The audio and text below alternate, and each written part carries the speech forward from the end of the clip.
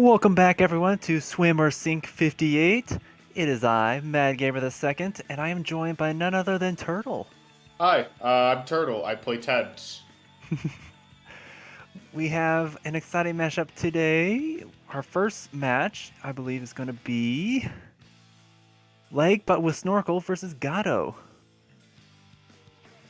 So, what's kind of funny is I don't know if this is related at all to the team Legato, but we get a team name formed by these two team names accidentally or intentionally. I don't know, but yeah.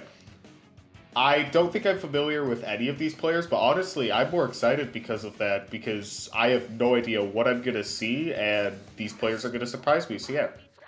Indeed, we have some surprises lined up for us, and I am excited to get into the action. Now, let me see what our first match is. Going to be Zones on Anchovy. Yeah, Zone's Anchovy is definitely a very, I'd say, neutral game. It's a kind of difficult map to get back in on, but I think it's like not one of the a super difficult map to get on.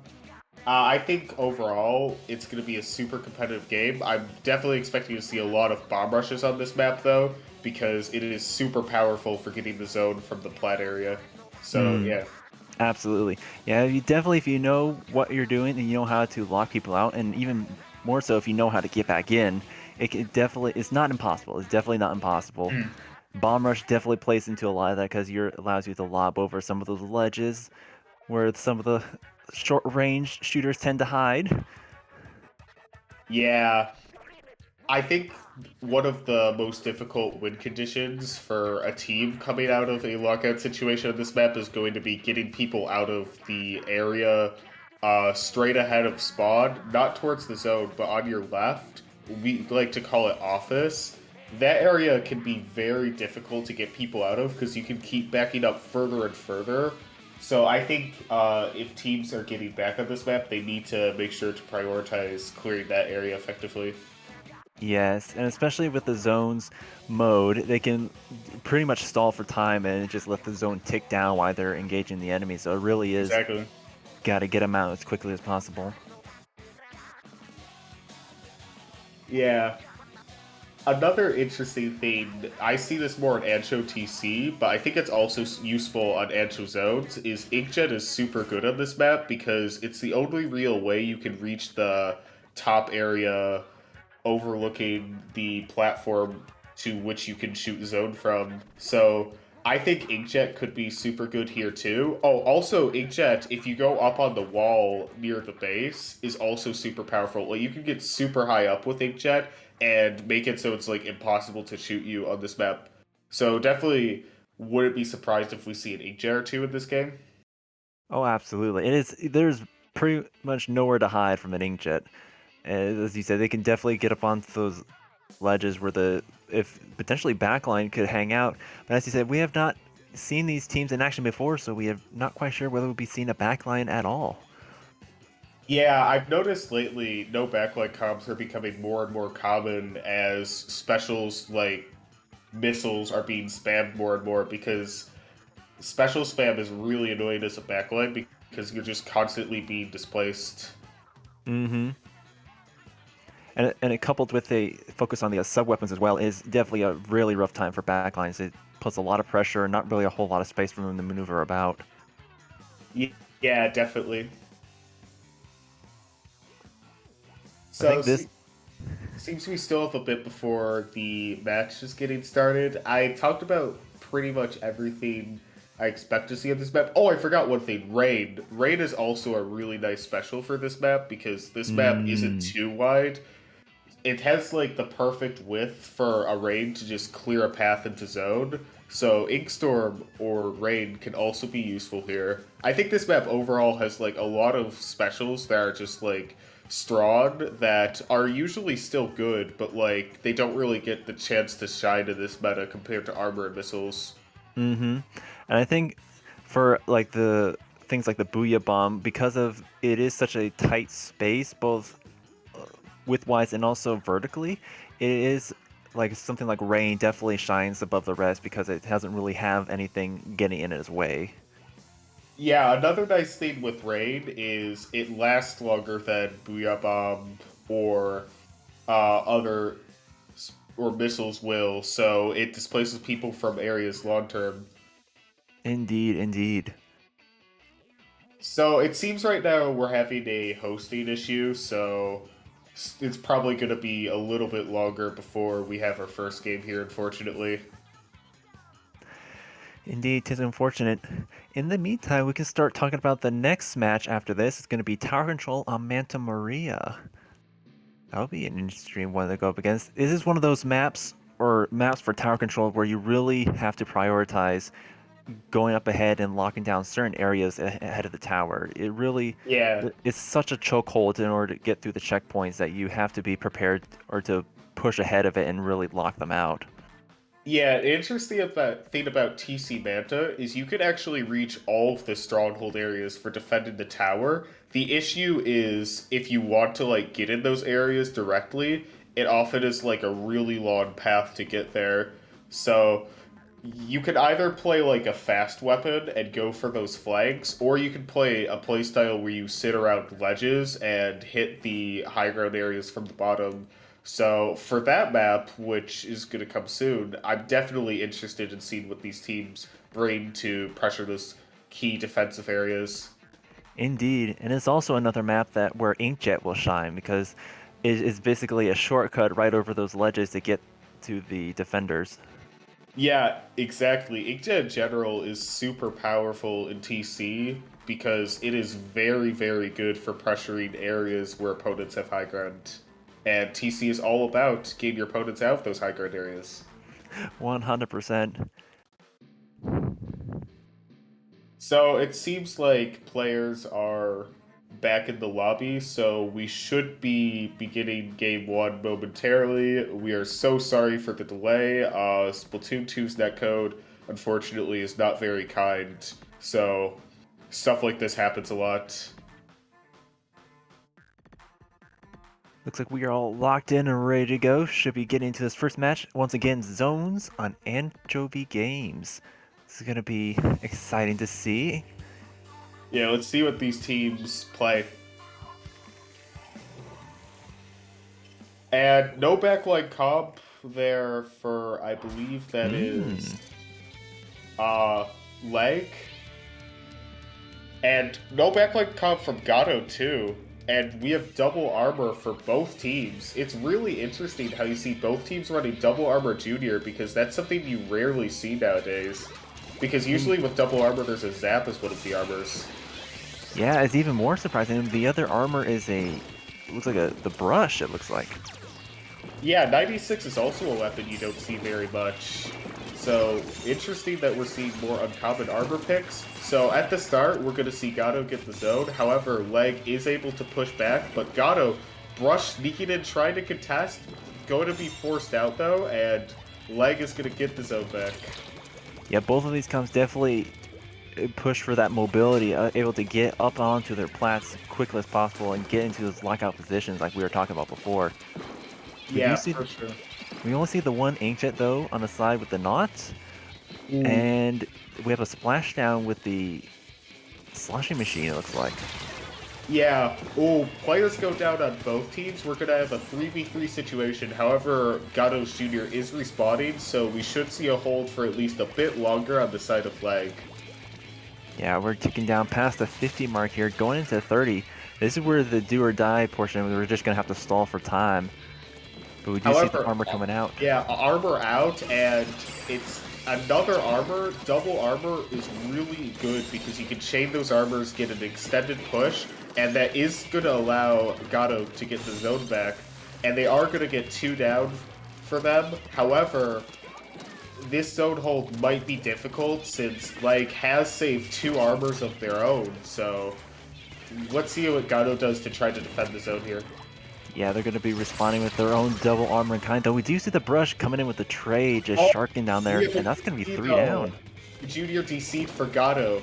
I don't think they'll be able to replay though, since Leg has pushed past 50. Yeah, that is quite unfortunate. The DC, Wait, who hosted? Hmm. Okay, this is interesting because if Gato hosted, they'll be then Leg will take the game, but if I believe if Leg hosted, then Gato gets the game, even though their player DC'd. Yeah, this is a very unique circumstance. We'll have to see the ruling for this. Yeah, I think usually when it's a DC replay in Splatoon, what tends to happen is the team who doesn't have the DC knocks out, but we just saw the teams just keep playing on normally until there was a host disconnection. So Mm-hmm. I really wonder what's happening here. Unfortunately, I can't see the communications between the players, but I can imagine it's kind of messy right now. Quite so, and like as you point out, they were past the point marker, so I don't believe it is replayable. Yeah. So it's probably gonna be based on the whoever the hosting player was, if Hmm. who takes game one, because I don't think there's gonna be a replay that happens here under any Mm-mm. circumstance with a host DC. Yeah, I don't think so either. So I guess we'll see who gets the point, and our next match will be on to Tower Control Manta Maria. That was quite unfortunate, but it does happen with our lovely internet services provided by the Nintendo. Yeah, it's definitely not the best, but I'm certainly glad that as a community we found a way to still play tournaments and such despite Nintendo not giving us the best service. 100%, 100%. So I still can't tell who took game one, but there could be a host switch, but I believe that Leg is now hosting. So if they hosted game one, then Gato takes it, but sometimes when there's DCs, players like to change hosts, which makes sense because sometimes what just happens is you're just not compatible internet-wise with whoever's hosting. Mm-hmm. And it is the unfortunate thing with the private battles is when the hosting player does go down, it just takes out the whole lobby with them. Yeah. So, let's stop talking about the netcode and talk about something much more interesting. Tower control manta. So we talked about the key areas being pressured with things like inkjets, flags.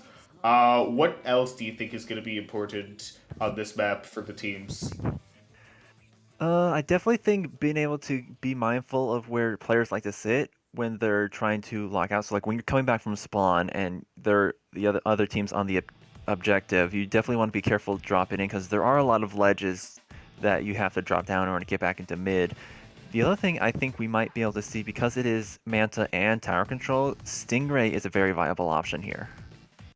Yeah, all of those are very true points. Manta is a very tight map with a lot of corridors, so Stingray and Sneaky players definitely shine here. So we're gonna get started. Let's see how these teams change up their strategy for Manchuria and Tower Control. Still no backline, but only one armor for the side of Leg, and we're gonna see um, quite a bit of cop switching. Still double armor for Gato, but they have an Orange Zap instead of a Junior, and one of their other players switched to the Tri-Slasher for an armor. That's very interesting. Now the Slosher definitely will have some fun here with being able to get over those ledges with both the Burst Bomb and the sloshing capabilities. Yeah, we're gonna see Gato get an early lead here with 3 picks off of Leg, and they're gonna still have specials to keep pushing them back with the missiles come out. Was that 2 missiles? I think that might have been 2 missiles out. Yes, they're actually, I just realized they're running the double armor and double missiles. Yeah, having that much special spam is going to be very annoying for Leg to deal with, especially with them having a Nautilus, which is a weapon that struggles a lot against having specials push them back. However, the Knot is going to hold their ground here, so it's just one member up for Gato, and Leg is going to stop the push, and they're going to see if they can come back in here. Yeah, there was a nice push by Leg, able to get through, or actually by Gato rather. They got through 2 of the checkpoints, not able to take the 3rd, and so they're going to be trying to compete for mid now as the specials once again come out. Ooh, we have a brush. No, that's a try and a brush going behind Leg, and along with the missiles, that pressure is gonna create a pick, and then from there they get another 2 picks. Really good job by Gato setting up enough picks to get another push here. That is very well done. We see the Knot just trying to defend that right side, because that left area there is one of the key chokeholds that you want to defend from and not let the opponents take. It looks like they're going to be smooth sailing as they have already taken those first 2 checkpoints. Yeah, however, 3 players of Leg there were fighting 1 member of Gato. However, because of that, Gato was able to get 2 picks, and it seems like Gato is going to get a knockout here. Just the Nautilus defending. They just need to get on tower, and that's going to be a knockout for Gato. Very well executed. We are now to 1-1. That was a pretty straightforward shooting. Yeah, Gato was just really good at coordinating their specials, just stacking as many armors and missiles as possible. That was a very short game, and we saw 13 specials from Gato. I believe that game was less than 3 minutes long, so super impressive job by them getting all their specials and also using them at the right times in order to get pushes. Absolutely. Manta Maria, because of those, basically the bottleneck where the tower has to go through, it can get really difficult in order to really push past through, and it can be a very back and forth battle, but the clean knockout right at the end there was very well executed. As you said, they chained their specials very well, and they were able to take the key areas that allowed them to keep the defense at bay. Yeah, for sure. So it seems game 1 went to Leg, so it's going to be 1-1 right now. So our final map here coming up in a moment, Clamblitz on Humpback Pump Track is going to determine who wins this set. What do you think about Clamblitz on Humpback, Matt? I have very mixed feelings. On the one hand, I do like Humpback. It tends to be a pretty fun map to be on. It's very, I'd say, splatling friendly. But it's Clam Blitz can be tricky because there's a lot of areas for them to flank around behind the defense to get to the basket. Yeah, Clamblitz on this map. So as a 10th player, I play Tempt on nearly every Clams map, but on this map, I sometimes like to switch off Tempt because it's kind of difficult to push into the left area because there's just so many sides people can shoot you from when you're pushing in, whether it's the right, the top right, or top left. And then if you want to push right, which avoids the issue of having many angles where people can shoot you at, it's a slow push. So I usually like to switch off on this map, actually, because it's kind of difficult to get pushes in. But I think that also means it's easier to defend, so we could see some like really interesting, more calculated and slower low-scoring games. I think also along the side that Clampless in general tends to be very back and forth, possibly low-scoring games as well. It just really doubles up on each other with this map mode. Yeah, so it seems we're having like some more issues with hosting here. I don't think there's a room up right now, which is kind of an issue for obvious reasons. So hopefully these teams can sort out who's hosting in time. In the meantime, so let me ask you this. I know Booyah Bomb and Bubbles are at least preferred specials for Clam Blitz. Do you expect to see any of those on this particular map mode? Well, I feel like I don't really feel like we're gonna see a Booyah or bubbles on this map, actually, because most of the best weapons in the game with Booyah and Bubbles don't really farm them. They mostly just pop them whenever they get them. Like, Squeezer and Kagel aren't really paying for those specials. So I'm thinking, like, since both of these teams usually like to play strategies where they just, like, go for a lot of specials and then push in, I feel like it's kind of unlikely that we'll see switches to those specials because they have a different playstyle. That is true. Both of these teams tend to favor the armor and the missiles and some of the more mobile weapons. Yeah. I will say though, we have seen a couple of sloshers so far, and I think this map definitely will cater to the strength of a slosher. Yeah, what's interesting is Leg has, I believe, played Soda for, was it both games? No, they did Soda for the first one, but then I think the Tri-Slosher came out for tower control.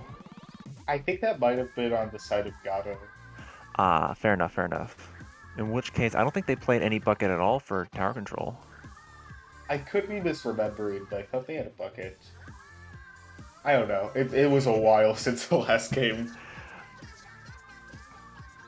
But yeah, definitely going to be interesting to see if we'll see the sloshers return here, or even more sloshers. I've seen like multiple teams run like double slosher here, like try and a soda here. So yeah, well, I'm really curious how these teams are going to change for this map mode, because I think it's very different from Zones Anchovy and TC Manta.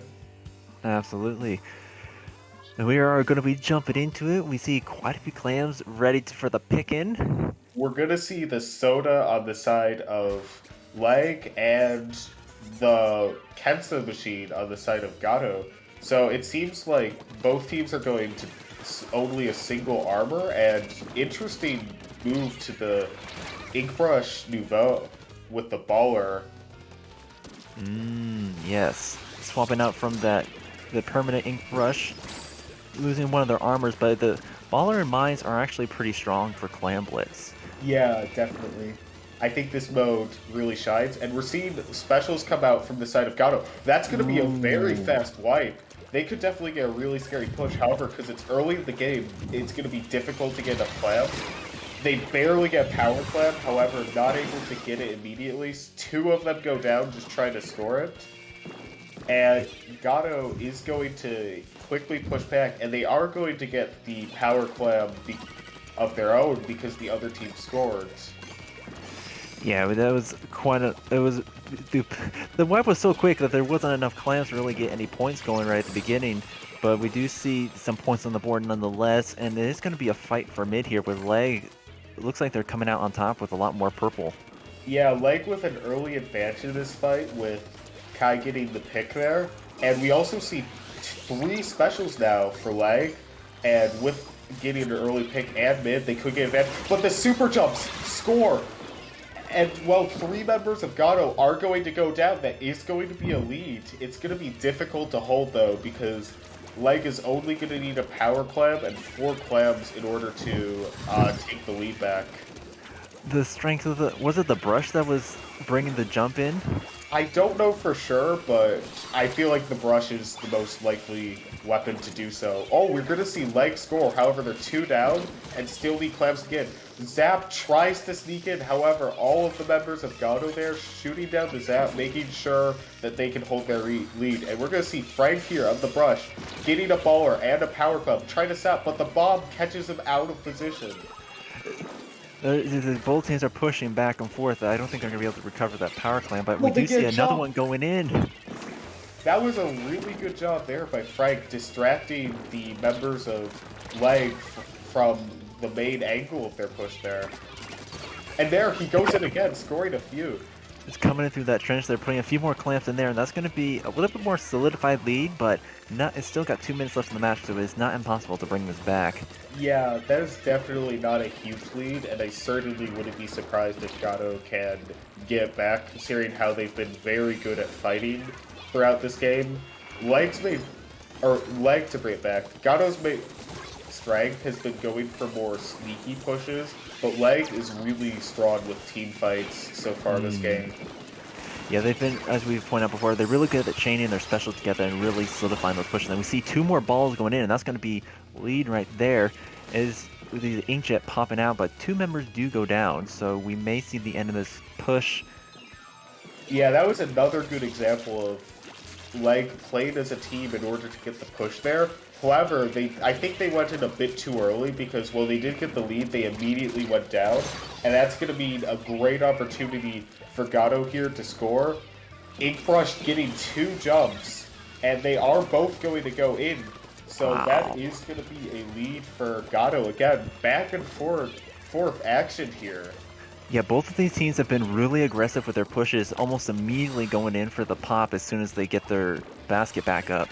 And we see a lot of clams already on the side of Leg there. They are ready as soon as they can get their act together. There They're goes going the to be burst pushing in. rush. Armor seems to be coming soon as April has it ready now. Armor on the side of Gato, though, trying to stop Leg's advances. Armor to counter from Leg. However, Brush is going to go down for Gato. However, they are going to get the zap. So even fight here. Let's see which of these teams can make a play for advantage. Oh, the shot goes down for Leg, so it seems Gato is actually going to be the ones pushing here. Yeah, they just lost one of their power clams, and they are going to be pushing back in. Gato's going to get the basket open. Already breaking the penalty. We do have enough. Oh, with the player going down, not enough clams for knockout anymore, and good job by like cleaning up the brush. So if they do get 2 power clams in, that will be a lead. However, it's going to be very difficult with the junior here painting for armor. Oh, 3 go down on the side of Leg. I don't think they're going to have a chance at scoring here with everyone focusing the zap. And the power clams are going to be focused here. Gato completely controlling mid. I do not see a way in which Leg can score this unless they can somehow find a glitch to teleport to Gato's basket. Nah, yeah, Gato's doing an excellent job of just keeping control of the mid there, and yeah, they're just going to run out of time there without a chance to score again. Yeah, that was definitely a very unfortunate time for the members of Leg to go down, because they definitely were getting very close to getting enough specials to get another push, and so far this set, Gato has been really strong when they have the specials required to get push. Indeed. That's going to be 2 for Gato. They're going to be taking this set. And I do believe... Wait, yeah, Gato one. I'm sorry, these team names are kind of confusing because I just forget which is which because Legato is also a team. So my brain is just overwhelmed with 1-syllable team names. Hey, if it was intentional, they both chosen their team names, it is quite the coincidence that they ended up showing up together in this first round. Yeah, definitely. I really doubt it's intentional, but I definitely respect the effort from these teams to coordinate, even though they probably did make an effort to. But yeah, that's going to be that set. We should have our round 2 pretty soon, since this set took a little longer than usual with all of the unfortunate delays. So yeah, stay tuned. We'll be right back with our round 2. Oh, wait, no, it's here already. No break, no break. Psych! I thought I was going to get a quick break there, but we're already here. We got Pickup versus Pickup and Heaven's Infinity. Very interesting. I'm just gonna say this. I am really not a fan of a pickup naming their pickup. Like, you can name your pickup anything you want. Like, you don't have to make it a long-term name because it's not a team. And you just choose to name it pickup, that is like a wasted opportunity. But I should probably stop going off on pickup versus pickup because as a commentator, I'm supposed to be unbiased. I'm sorry, I'm just sick of these names. But yeah, pickup versus pickup and Heaven's Infinity here. Uh, I don't know if the Uzi is the Uzi I'm thinking of, but I believe I recognize Uzi, and I also recognize Boopy and Surskit from Pickup versus Pickup from formerly Tukey and formerly Luau, respectively. So yeah, definitely interested in seeing these familiar faces fight it out. Quite indeed. Now, if I, what kind of weapons do you think we're going to be seeing in here? Well, I don't know if Boopy is going to be playing or Surskit because there are so many players on Pickup versus Pickup's roster, but Boopy I know likes short range shooters like K-Gal and Splash, and Surskit likes Carbon and I believe also Glugas. I haven't played him in a while though, so I don't know for sure. But for Carbon specifically, Zones Mako, the second map, really, really, really strong map for that. Rainmaker Starfish and Tower Control Inkblot also good choices. Indeed. Rainmaker Starfish is another one of those map modes that has a bit of a chokehold in order to get to the KO. So it's going to be a matter of really trying to knock out those defensive areas before you can push in. Yeah, however, the thing with Rainmaker Starfish is very quick to push up, so these teams need to make sure that they don't go 4 down or get wiped, because if that happens, then it's going to be very difficult stopping the Rainmaker before like around 20 points. That is true. There is not a whole lot of distance to cover. Yeah, I think that's like overall the biggest like challenge with playing Rainmaker. You have to like make sure that you always have at least some presence in the game, always have someone alive in order to avoid just completely getting rolled. Mm-hmm. I think to that point, actually, with as opposed to something like zones, where if you're in control of zone, all you have to do is stall. But honestly, when you're on the defense, it is your turn to do the stalling because at some point that maker is gonna pop out again. Yeah, what's interesting is with modes like Rainmaker and Tower Control is it's usually harder to keep up your push because the enemy team is going to be taking like key defensive positions compared to zones in which the enemy team is just kind of regrouping. So, going to be Mm-hmm. interesting to see how these teams push back in. So, as I predicted, Boopy is going to be on the splash there. That is a V splash though, Inkjet splash. Mm. I do see the appeal though. This is another very elevated map. Having that inkjet will be able to push into some of those defensive positions Is and get that the quick. triple from? Okay, not triple from Boopy. It looked like Boopy was on track to get triple there, but that is going to be 3 down and the last jumping out for Heaven's Infinity. So Pickup versus Pickup is going to push immediately to 18, and Inkjet still keeping up the pressure. And we do have Kipuya grabbing the Rainmaker. That was fast. Is just as you said. If you go down, it's not a whole lot of distance to cover. Yeah, exactly. That's like kind of an unfortunate side of Rainmaker because sometimes it can be like really thrilling to watch like teams just try to squeeze past other teams' leads, but other times it just is like one team gets picks and then just sweeps from there. Absolutely, is a very volatile mode. Anything can happen. Yeah. Also, the pick for on V Splash, excuse me, by Boopy worked out really well there. I think V Splash is definitely an underused option on Rainmaker in my opinion because it is Mm. so powerful because Toxic Mist slows down the Rainmaker a lot, which can Oh, buy you a lot of time, which is super important in Rainmaker. And then Inkjet is also super good for pushing as well as defending because it allows you to get a higher ground position. So, really good pick by Boopy there with the weapon. And here, though, we're going to see Splat Zones on Mako Mart, so completely different game plan since this map is a lot flatter and also zones, as we talked about, completely different mode playstyle. So definitely interested to see what these teams bring out for here. I'm definitely predicting a comp change from at least one of them.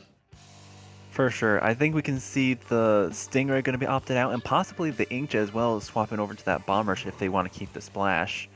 Yep, you just predicted it exactly. That's going to be a bomb rush splash and a was this not the E-leader player formerly on or stayed right? There we go.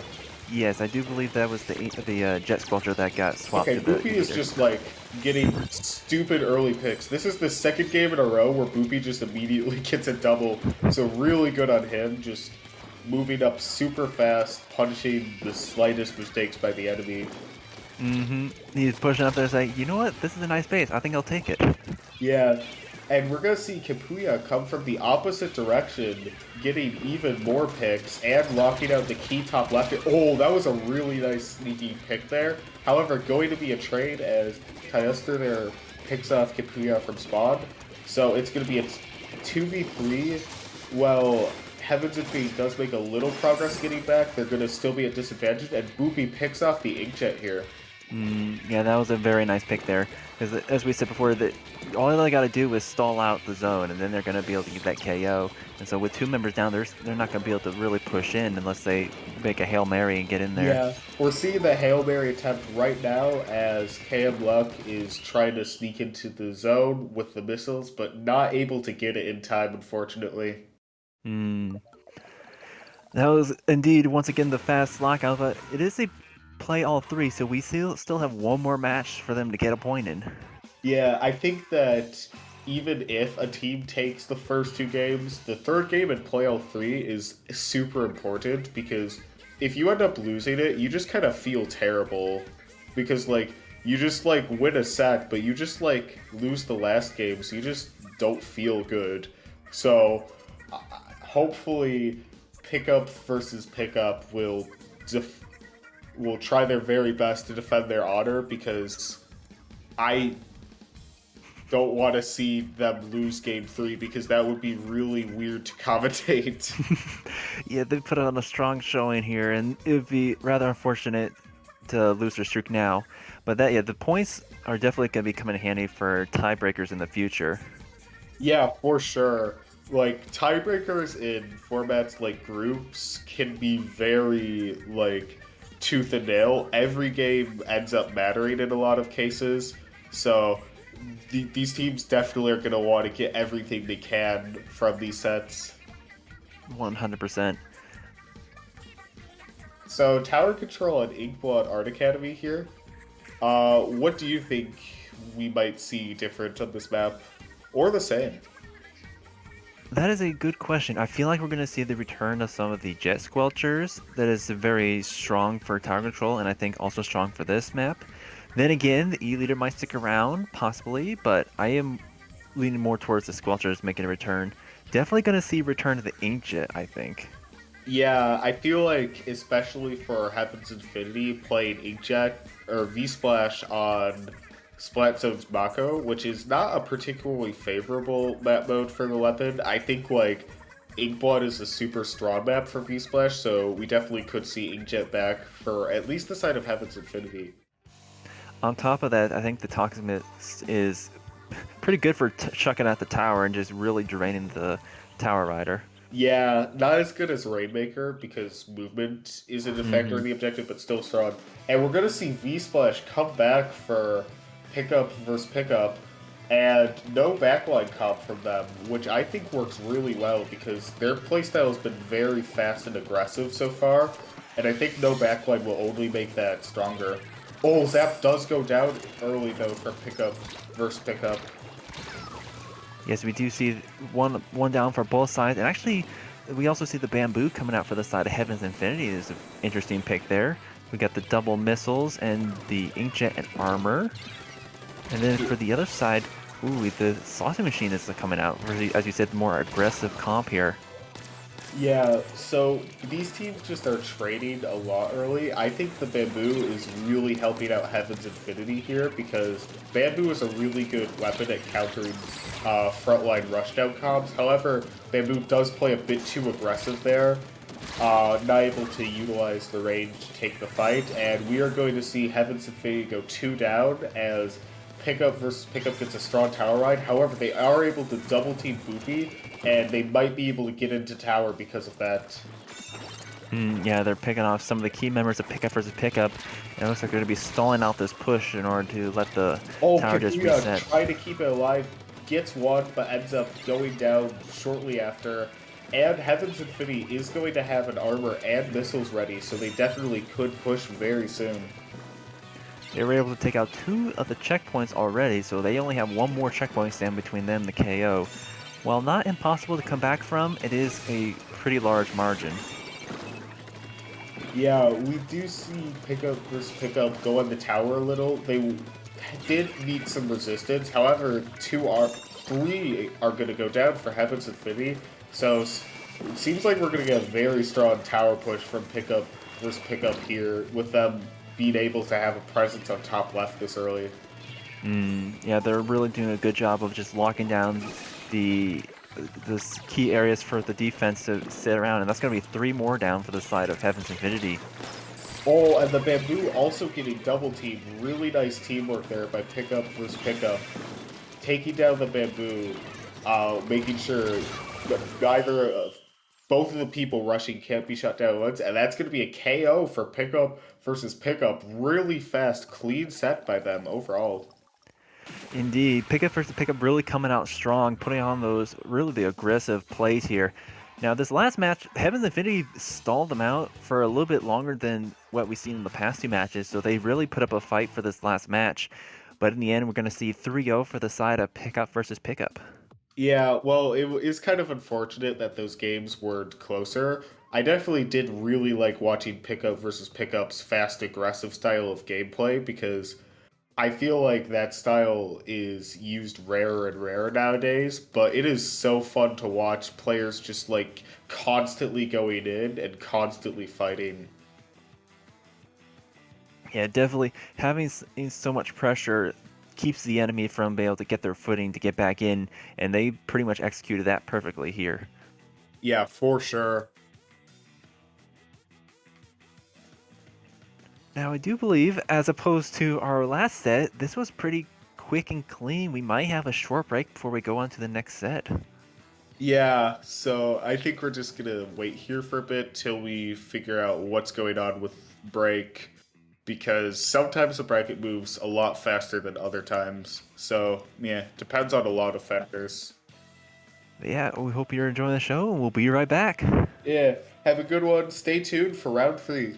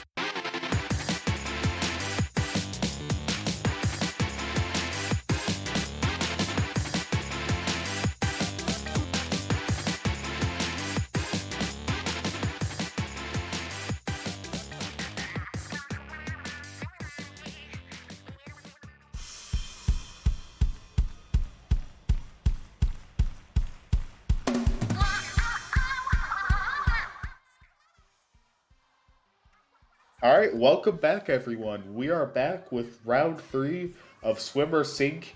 Uh, Big number today, 58. So I am once again Turtle, and today I am joined by iMad Gamer. Hello, hello. And today we have Nintendo Direct versus Black Magic. just just the name alone has inspired hype in me, but it's gonna be quite the mashup nonetheless. Okay, I just want to say the fact that a Nintendo the Direct team has a player named Deodorant in it, very not fitting considering the poor sanitation of Nintendo fans. But hopefully, Deodorant can prove Nintendo fans wrong with their performance. I believe that Deodorant is actually Rhythm, if I'm correct. I don't know. Rosters are really weird on Battlefy, so I can't really tell for sure. But yeah, and Geo, and Tenta were formerly on a team with Rhythm Midnight. So this is basically just Midnight plus one with Lip Blue for Nintendo Direct. Very interesting. Black Magic.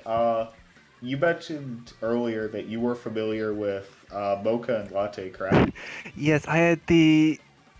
I believe it's the same one. I had the experience to run into them in League. I can't remember what weapons they're playing at the time, but they were a tough opponents, I will say. So I think we have quite the matches in front of us. One of them may be a roller player, but then again, is League. Could have been a non-main weapon. Yeah, you never know with League. Whenever I'm in League, there's a really good chance I'm just messing around with like friends, just relaxing. Oh, 100%. Now we do have Clamplets Piranha Pit as our first match. Yeah, what's interesting about this one is this map is very flat, so a lot of Hmm. weapons that work off verticality and specials as well, such as sloshers and inkjet, are gonna struggle here a lot more than they would normally.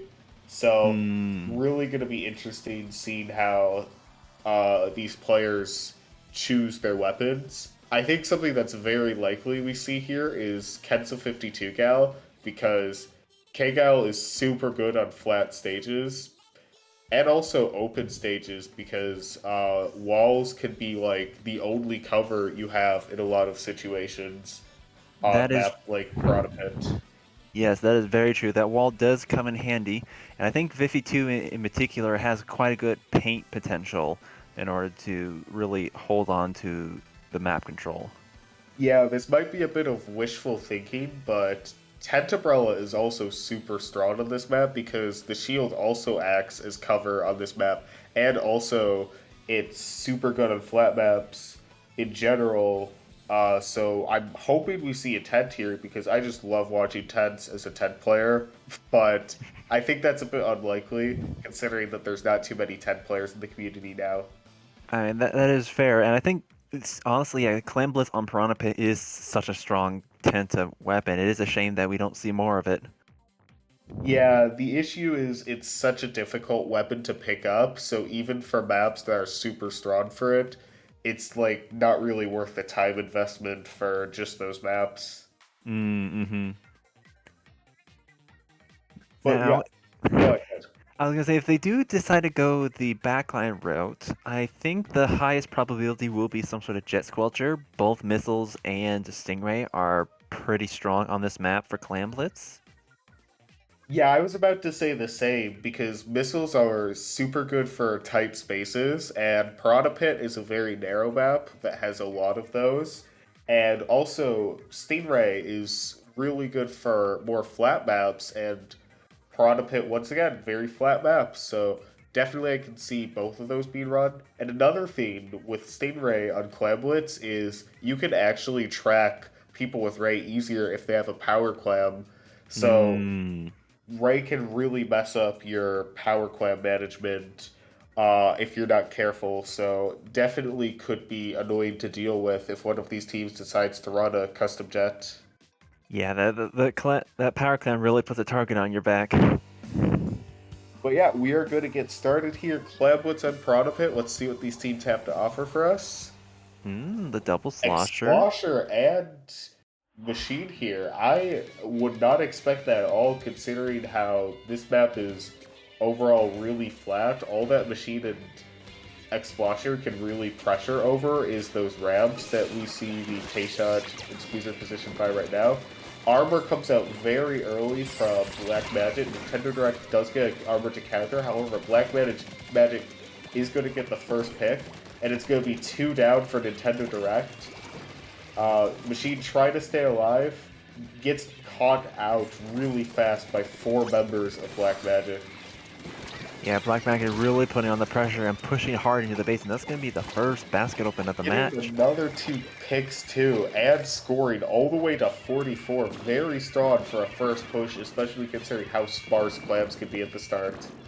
100%. We do see 2 members of Black Magic going down, and Nintendo Direct really coming back in to reclaim their zone.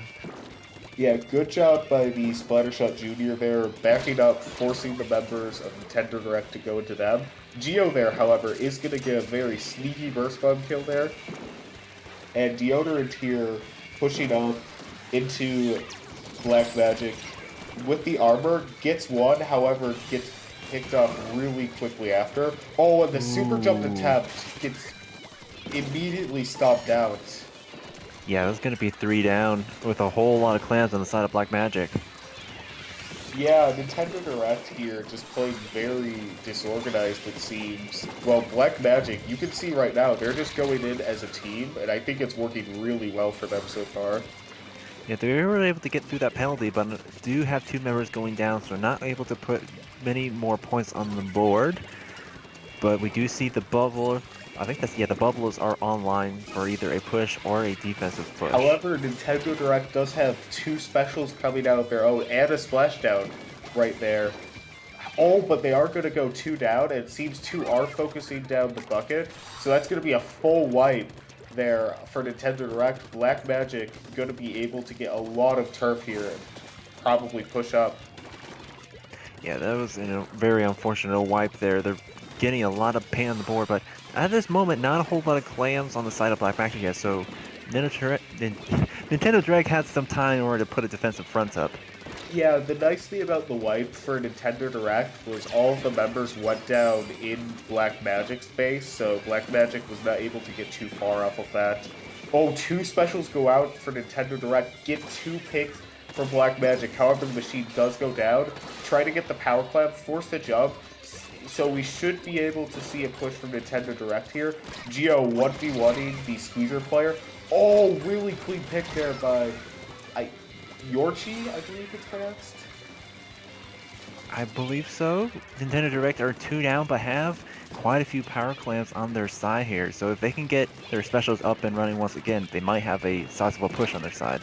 Yeah, Lip Blue attempting to do so, throwing bombs and painting here, just hard focusing the ink armor, and there it comes out. Nintendo Direct seems to be going up quite fast and aggressive with this. Black Magic tries to go for a team fight, however, they end up just getting caught out, and the Squeezer is going to be way behind. It's going to be very difficult to stop Nintendo Direct's push from there. Junior just tried to bomb them out of the basket, but it's not getting them out, and the Inkjet actually gets Black Magic out of their own base here. Wow, that was a very well executed push right there, taking it down to 12. Oh. With the extensive Inkjet presence, they do finally go 2 down, ending that push, but that was quite the play there. Yeah, definitely really good job by Nintendo Direct, finally coordinating as a team to push in. I think that was what they were really missing early in the game, and it's great to see them making adaptations mid-game in order to get a lead. Indeed. And we do see 2 more members of Black Magic going down once again, and a whole lot of purple pressure coming in to push them back. Yeah, another pick there for Nintendo Direct. It seems like Nintendo Direct has just found their stride finally. and they're just gonna keep scoring here, getting really close to finishing off the penalty and having some clams available nearby. However, Black Magic members are going to defend those clams. Oh, Lip Blue had a clam there. He just didn't score it. So this game is still going to be one that both teams can win, especially with Black Magic having a super low penalty. However, the time is running out, and Deodorant here is going to watch that power clam. Yeah, So Black Magic is going to struggle to get it. We do see someone grab it, but someone sharks there, getting 2.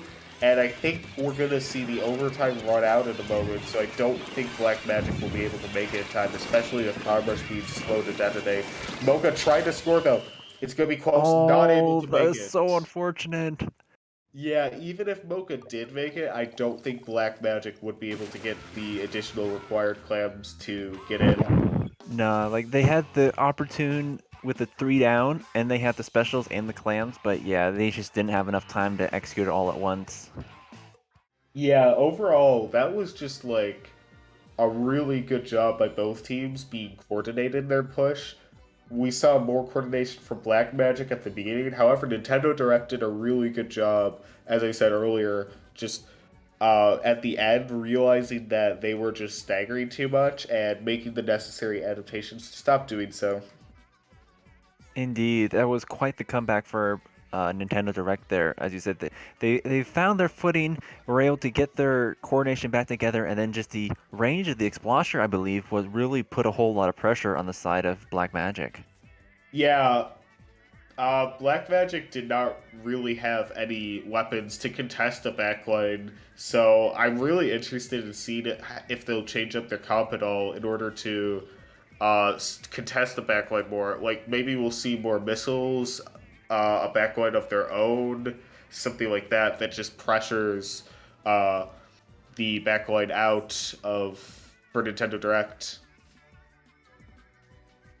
Indeed, although I don't think we'll be seeing the return of the Explosher, as it is Rainmaker and on Snapper Canal. Yeah, I believe the backline for Nintendo Direct is Tenta, and I know Tenta is a very big fan of Stingray, just in general, and Rainmaker is Stingray's strongest mode for sure, so I'd be very shocked if Tenta doesn't play Stingray here. 100%. Now, Snapper Canal is one of those tricky maps. You do get quite a bit of points going up through the middle there, but it is the more dangerous of the pushes. I think the safer route and what most teams tend to take is that left side. Yeah, however, if you get like a situation where you're able to get a fast advantage, pushing up the street gets you so many more points than left, so definitely going to be interesting seeing how those teams balance those approaches when pushing in. So, yep, we are going to see a C-Jet on the side of Nintendo Direct, and we also see a Stingray on the side of Black Magic, coming from a surprising weapon, the Vanilla Squeezer. That is surprising. The Vanilla Squeezer has the Stingray and also I think the Ink Wall as its sub-weapon. Yeah, I was about to talk about how it's really strong, being able to pressure on this flat map. However, not going to be able to pressure much with all members except the Squeezer going down for Black Magic early. Really fast push all the way to 37 and counting here for Nintendo Direct. Yeah, that was a very impressive push right there, taking it up to 34, but they do go 3 down. I think that's the 4th member right there going down, so they are not going to be able to take many points off this push. And we see Black Magic pushing back out. Ooh. However, Deodorant is going to try to hold aggressive territory for Black Magic or Nintendo Direct, and Geo able to pick off the Rainmaker. See, they could get another push off of that. They're putting on a lot of pressure, a lot of map control, actually. They really hold down to the map control even after the end of that last push. Yeah, I will say the one weakness of Nintendo Direct's first push was they pushed through left, which is going to end up getting a lot less points. I definitely think they could afford to push through right there with getting 3 down. Oh, another trade on the Rainmaker, I believe from the Stingray. Really good job there by Tenta pressuring the Rainmaker all the way from spawn. And we see Black Magic here just try to push in, they have 3 people pushing the Rainmaker and only the Slosher defending. Really good teamwork shooting down the Slosher, and it's just the Seajet. Doesn't have a Stingray yet. However, Seajet is going to drop. Be aggressive. Oh, good job by Black Magic. Played as a team, picking off that Seajet, and they're going to get the lead. That was going to be the lead with a 1v1 left remaining. There's going to be fighting for that Rainmaker there. Man, that was... I honestly thought that the Siege had him there. Yeah, I'm also surprised that Black Magic was able to push that with only 1 pick going into the push, because Nintendo Direct had 3 when they started their push, and they got to, like, only 34. So, really good job by Nintendo Direct making the... or Black Magic, excuse me, making the most out of the little advantage that they had there. Yes, indeed. There was a point I was going to make. I can't remember what it was, but we do see the Stingray coming out with only 2 members remaining on the side of Nintendo Direct, and that's going to be the Rainmaker going down. Seajet, however, is still up, going to hold the key area of the plat, which is going to make it a lot more difficult for Black Magic to push. However, Tenta is going to jump out, and Tenta does have the Stingray ready, which could be very annoying if Black Magic wants to push anytime soon. Players go down on both teams here. Yeah, it's just going to be back and forth with the Rainmaker finally resetting, and it's just single picks on each side, really keeping it neutral. Yeah, we're going to see a Stingray now for both teams. It seems both of the Stingray players trying to hold their Stingrays for once the objective moves, since that is by far when Stingray is the strongest. No, we're going to see an early Stingray from the V-Squeezer there. It doesn't seem like they're going to be able to get anything, and Mocha, playing aggressive here, gets 2. Really impressive job taking the fight with multiple members shooting at them at once, yet still winning out the fight. Yeah, that first pick right there was very key. Taking out that the Jet Squelcher with the Stingray, that alone would have allowed them to make a sizable push, but having to take down the second member. The issue with taking down the Jet Squelcher is it paints so fast that it's just able to get another ray immediately. So, yeah, that's a fair point. Nintendo Direct, they are going to be able to stop the push, and we saw a ray just like 10 seconds ago or so, and they're already 2/3 to another ray there, Nintendo Direct. Like, it's just crazy how fast you can paint with Custom Jet. Yeah, that's a Custom Jet for you.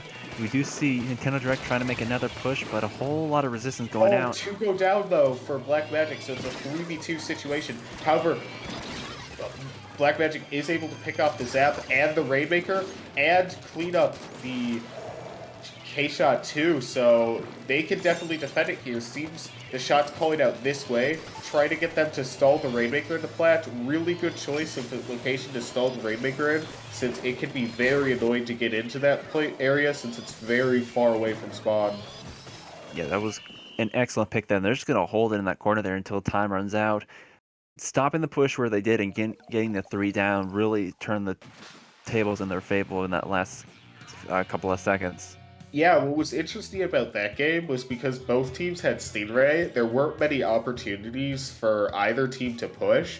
However, I will say, both of these teams definitely did make the most out of their pushes, because especially with having Stingrays like super readily available, pushing to 30 and 34 is very respectable on this map. Oh, absolutely. They were able to capitalize on the one push they had and just get as max amount of points they could from it. So we are going to move to Splat Zones on the Reef for Game 3. What's interesting about this map is it's going to be much more vertical than the first 2 we see. So I think that Rhythm or Deodorant on Slosher is going to be much more scary on this map because of that. And zones also might cause us to see some different weapon picks. Like, I don't think we're going to see just the Tent Attack here from the side of Black Magic, because Inkjet isn't that great on this map. Agreed. And I do think, though, we are going to see return of that Explosher. Because the bridge is such a key area, and because it's zones, having that Explosher with both the range and the arc in order to just put a lot of pressure on that bridge there and keep control of it is going to really come in handy. Yeah, also what's also nice about Explosher is you can paint the zone from super far away, which could be really useful if Nintendo Direct is not able to get far enough into Black Magic's control to just paint the zone like they normally would, standing right next to it. Yes, indeed. It definitely has some more angle advantages to paint from a safe cover. So we're gonna get started here. Game 3 of round 3 of Sink or Swim 58 Splat Zones on the Reef. We're gonna see a double zap comp from the side of Nintendo Direct and a double K-Shot comp on the side of Wow. Black Magic. And a Splat Charger to boot. Yeah, I think Splat Charger is a great pick here because Charger is really good at holding and painting the zone from far away, and Bomb Rush is also good for painting the zone from far away as well. We're going to see one go down on both teams early. However, missiles there from Lorraine could result in more picks. 3 down on the side of Nintendo Direct, so Black Magic is going to get the early lead here. As you called out, the missile's able to get one more pick off of that and allowing them to just push into the zone and capitalize on it. Yeah, for sure. However, we are going to see Nintendo Direct start getting their specials ready to push back in. Missiles come out, and Armor and Splashdown are ready. So we see Black Magic forced to back up because of specials. However, Bubbles tries to hold the bridge. Splashdown, though, really good splashdown there by Deodor, canceling the Bubbles. However, they saved one more and are able to pick him off with that. Yeah, I think popping the bubbles there was a good call. It was able to, because if that splashdown hit the zone, that would have been a cap for one of the zones. So distracting the slosher there and causing him to use it, allow them to hold on control of zone, and they are down to 8 teams. Yeah, really nice triple. I was about to say double. Not able to get the quad with the K-Shot rushing down, but really nice triple for Tenta there. Getting the zone back for Nintendo Direct. That was quite the play indeed, and they are going to be taking over that zone there and just trying to eat it down. Some contestant there, armor's popped, and missiles are coming out. It is a hot zone right now. Yeah, Machine in a very tricky situation, not much paint around him, gonna get focused down by the K-Shot, and double actually there by Mocha. Just the charger up for Nintendo Direct, and we're gonna see a very easy zone cap for Black Magic, with 2 specials still to spare, and an armor and missiles coming, a second pair of missiles coming soon.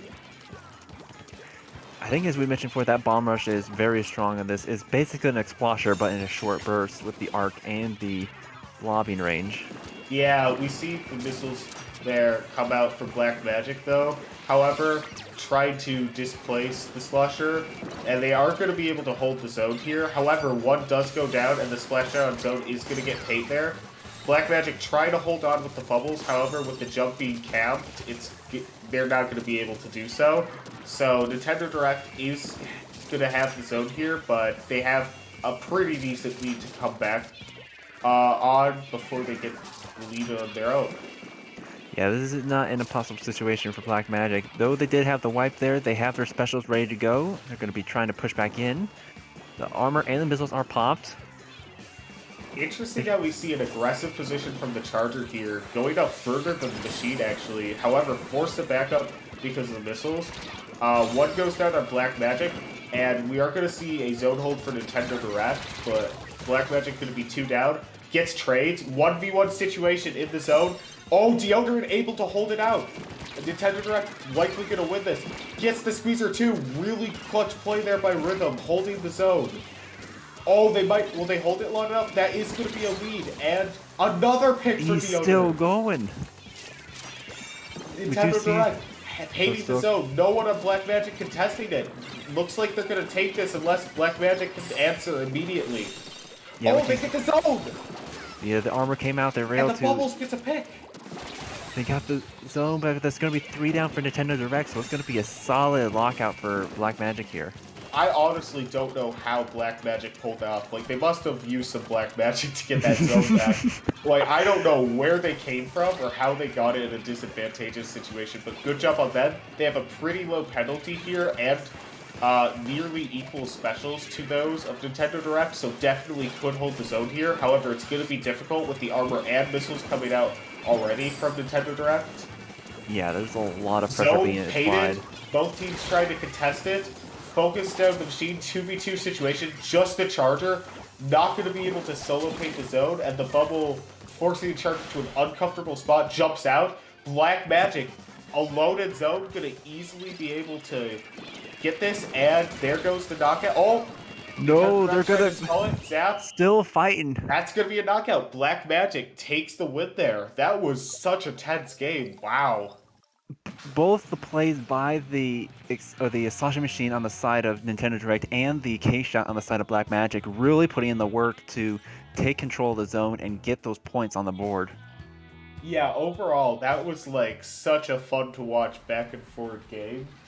I like that was just great seeing those teams coordinate really well to get pushes back in situations where I thought they wouldn't be able to.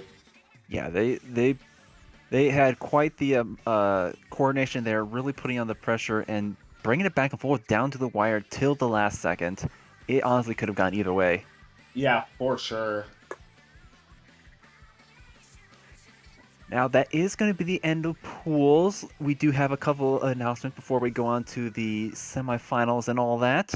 Yep, that's right. It is promotion time. So our first tournament here we have is Tropical Throwdown, the product of Aquatic Cup and Squids Out of Water, having their first tournament on February 11th, 2022 at 8 p.m. EST. A double elimination format with a redemption bracket, fully broadcasted tournament awaiting you. You can learn more information at their Discord server. Hopefully someone will link it in chat. I'm not discord.io/tropical throwdown. And we also have coming up the season 4 of SAC continues with its third tournament this Saturday, February 12th. Come compete to earn points towards playing in the finals, or get just practice and have some fun. More details can be found at sac.inc. Yeah, SAC is definitely a really fun tournament. I played in the first SAC event myself, and I had a really fun run. So definitely would recommend signing up for that one. But yeah, those are our partner tournaments. We will have another short break, and then we will be back with the Top Cup bracket. So stay tuned. Yeah, that's all. Don't touch that dial.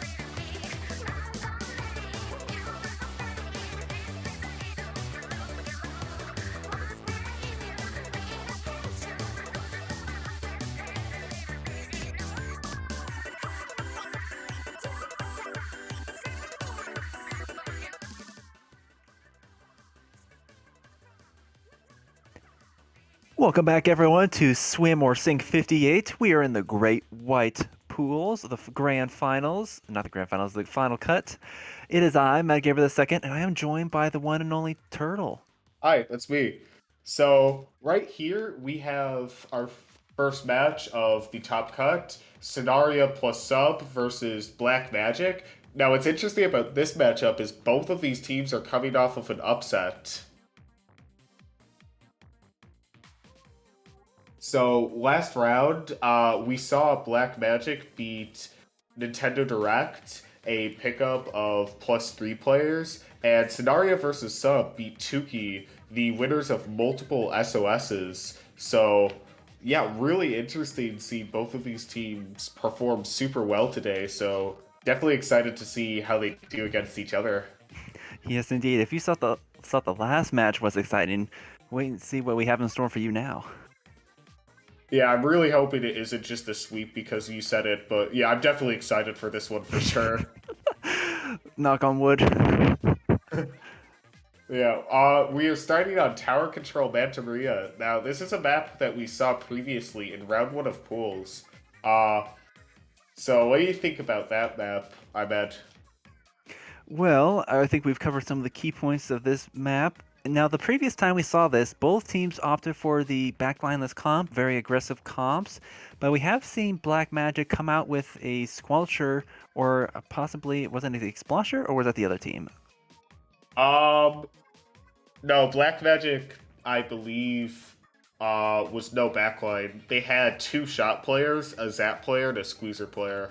Oh, okay, so I was going to say we might see a backline, which would be handy for that, but I could be mistaken. We might see another very aggressive comp.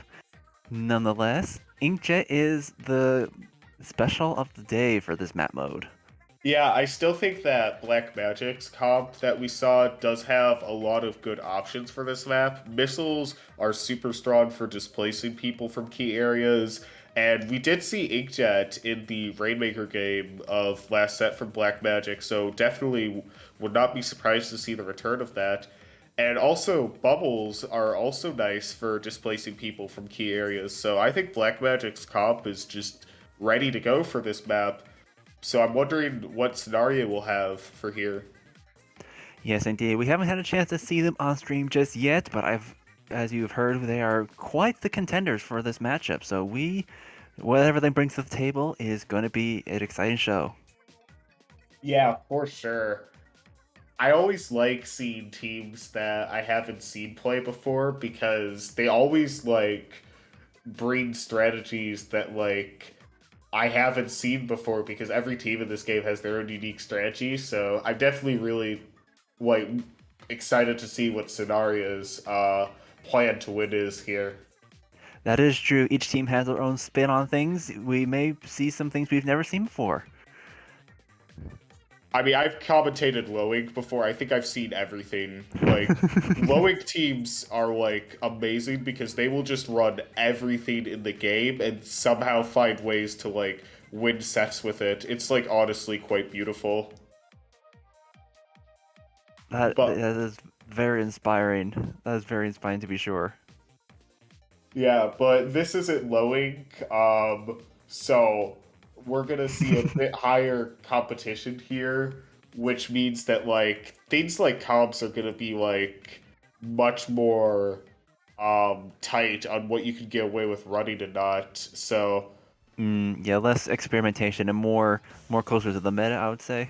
yeah, a lot of teams end up being like Black Magic was last set, where they have their players just end up settling on one, maybe two weapons and just mastering them because that is a really easy way to build synergy and skills with those weapons since you only have one weapon you need to build skill with.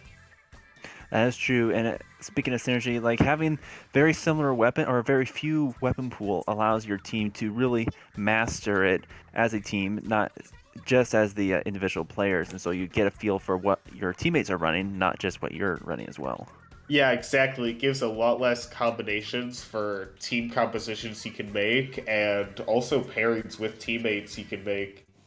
So, yeah, definitely something you want to think about when you're deciding on a weapon pool for this game. So speaking of weapons, let's see what Black Magic with the K52. We did not see that last set from them.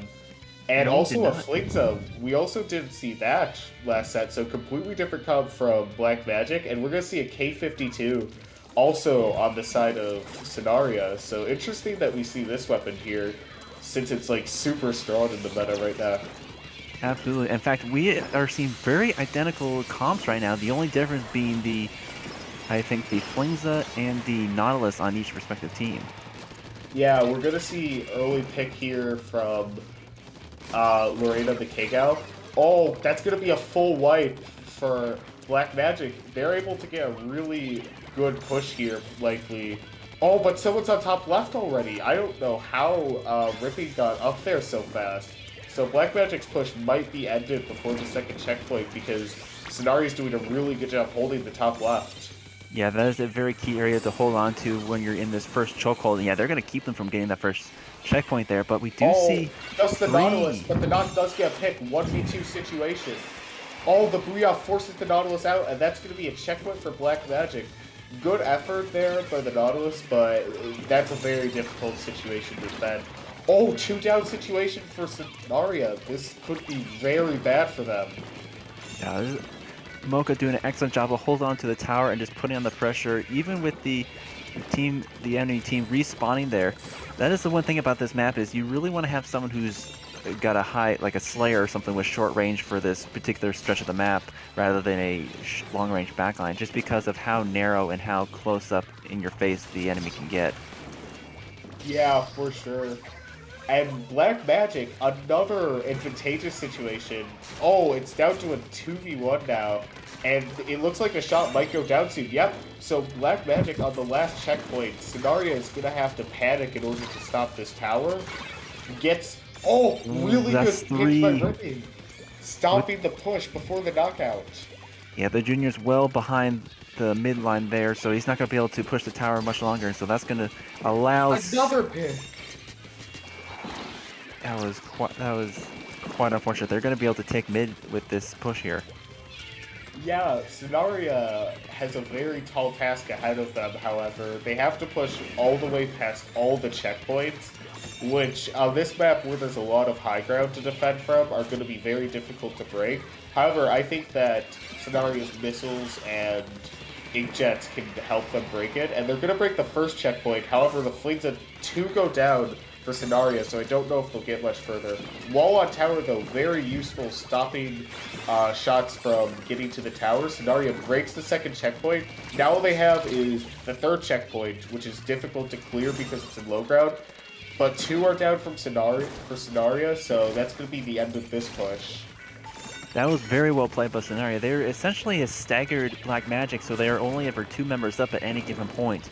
But then once they went 2 members down themselves, they were not able to continue the push there, and so it's going to be turning over to Black Magic with a sneaky flank coming out from the roller here. It's going to be coming up to the bunker. Doesn't see it in time. Yeah, really good flank there by Yorchi, and able to back out behind the wall.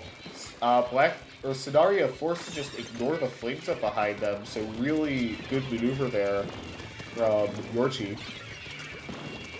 We see a couple of specials online. The missiles are coming out with Booyah ready to go. Yeah, Sonaria might be pushed out of mid here with all the specials. Oh, really good job by the Booyah and Flingza combining to pressure the K-Gal to the side of the wall for the bomb kill. Yeah, that was the unfortunate side effect of the splash wall is it is an instant explosion with something like a suction bomb. And if you're too close to the wrong side, it's going to be a splat. Oh, I thought Yorchi was going to throw another bomb at the wall there because Rippy just did not see him. But he gets a double anyways. Just with only the Nautilus remaining, Black Magic's going to be pushing back in. And the Nautilus is missiled. They do pop an inkjet, try to hold on, but it's going to be very difficult with just the Nautilus in top left right now. However, Sonaria is able to get 2 picks here, and it looks like they're going to take back mid and then a little more. That looked like it would have been a bomb kill, but Ripping able to stay alive, gets the trade with the opposing K-Gal. Even though the Black Magic went 2 down there and weren't able to get any more points, just pushing the tower back into the enemy spawn with only 30 seconds remaining was an excellent play there. It allows them to respawn and come back for the defense. Yorchi just coming out of nowhere, though, picking off the Nautilus, who had Inkjet ready. That's going to make Sonaria's push much more difficult. However, it's 2 down for Black Magic. Oh, they get the tower, though. Just the sheer amount of bombs just took out the tower riders, and the Junior was able to sneak in and tap the tower. And that's going to be game 1 for the side of Black Magic. Yeah, that one went right down to the wire. That was like truly a 50-50 situation with Black Magic having a disadvantage state at the end. However, Sonaria did have... However, Sonaria was not able to guard the tower sufficiently to the very sneaky Junior. So very good job by Black Magic clutching out that game. That last checkpoint there is another area that needs to be taken in order to push forward, and because of the time limit going into overtime, they just didn't have enough time to really have the manpower up there. Next up, we have Clamblitz on Humpback, another returning map mode on stream. Yeah, Clamblitz on Humpback, we talked about before. The main thing about this map is pushing through the left side is going to be a lot faster, but also a lot harder because the other team will have plenty of high ground opportunities to shoot you down. But pushing through the right is going to be a safer push, but a lot slower. So I'm definitely interested in seeing how these teams will decide on where they're going to push. Maybe they'll even go for a split pushed route where they have some people pressure the top from right and maybe some people try to score from left. Who knows? We'll see. Just judging from the styles and the comps from both of these teams, we could see any or all of the above of these strategies here. Both very aggressive teams, so we're going to be seeing quite a few pushes in succession, I think. Yeah, for sure. No backline teams love to go for their like crazy aggressive flank pushes, so I'm super excited to see that from both teams. Also, another thing I'm interested in, we're gonna see in a moment, but I'm wondering if Yorchi is gonna stay on Flames because it seemed they were very successful with that on the tower control game, but Squeezer is really good on Clamblitz, so I'm wondering if they'll go back to it here. Whoa, that is a completely different caliber from what we've seen so far from Black Magic, with a different roller player and a Nautilus from your team. Yeah, we see Mocha finally swapping off of that K-shot for the end zap, and then the Nautilus and the roller coming out. But we do see the 2 members of Black Magic going down already, so this might be a bit of a, not necessarily a push, but definitely a good lockout for the mid area. Yeah, unfortunately not a good first impression for Black Magic's different comp. What's interesting is we're gonna see from Sonaria a comp that seems very similar to what Black Magic will run, but they are gonna go down early too. These teams just rapidly trading, just constantly fighting each other. That's what ends up happening in no backline games a lot. Super exciting action to watch. And without a whole lot of range, you really have to get up into your enemy's face, and that can lead either to your victory or your defeat. Yeah, high risk, high reward plays for sure are going to be a factor here. Really good job there by Lorraine using the high ground to their advantage. However, the Squeezer is going to punish that play, so it's going to be back to another even situation where Sonaria has the mid here. Well, we do see that Sonaria has the clam advantage. They are still pretty even as far as the manpower, but we see the bubbles coming out, trying to make a push under basket. But yeah, armor comes out too. Double armor, in fact, going for the chain play, but it's still going to be a 3v3 situation. Now it's a 2v2 situation. These teams just going just back-to-back picks and trades, just constant neutral. I think if in order for Black Magic to really retake mid, they have to utilize the range of their Nautilus, because that Squeezer is really going to town, just outranging both the roller and some of the other shooters on the side of Black Magic, just keeping them out of mid. Yeah, for sure. The Squeezer has definitely been one of the most difficult things for Black Magic to deal with that game, and we're going to see a push here from Sonaria, however, not getting much. Oh, they might get some clams on the flank. I don't know. Oh yeah, they do get one from the flank. but not able to get any more. That's going to be 2 more down for Black Magic with a couple more clams for Sonaria inbound, but they will not be able to get in before the basket closes again. Now, normally I would say that 77 is an easy push to break, but honestly, with like how these teams have started the game with 2 minutes of straight of neutral, I don't know if like either of these teams will be able to score again because we're just seeing constant back and forth gameplay. Like, there's another trade just as I was talking about that, and Sonaria is gonna get in though. Yeah, that being said, Scenario's broken the basket once again. Oh, Stand there does have clams. Could make it a lasting push. No, Black Magic able to defend. Like, we're seeing no full lockouts whatsoever here. Just like Sonaria sneaking in for tiny little pushes. Yeah, just little chips. But we do, once again, 2v2 situation with several of the power clams getting dropped on both sides. Oh, Latte going down could be very bad for Black Magic. Sonaria going into mid here. They have an armor ready too. However, Black Magic does have an armor ready to counter. Seems we're going to see specials go out here. Oh, crucial pick on the K-shot though for Black Magic before they can pop special. And we do see Sonaria win the mid fight, but Black Magic is able to have a few people jump out ready to defend here, or at least attempt to. Bubbles do get one. And Sonaria does have an end. Oh, no, it's back to neutral. We're just constantly seeing neutral fights. Well, Sonaria is able to score more. They're really not able to get, like, any substantial push. Like, one not even good, one okay push from Black Magic could easily break 58.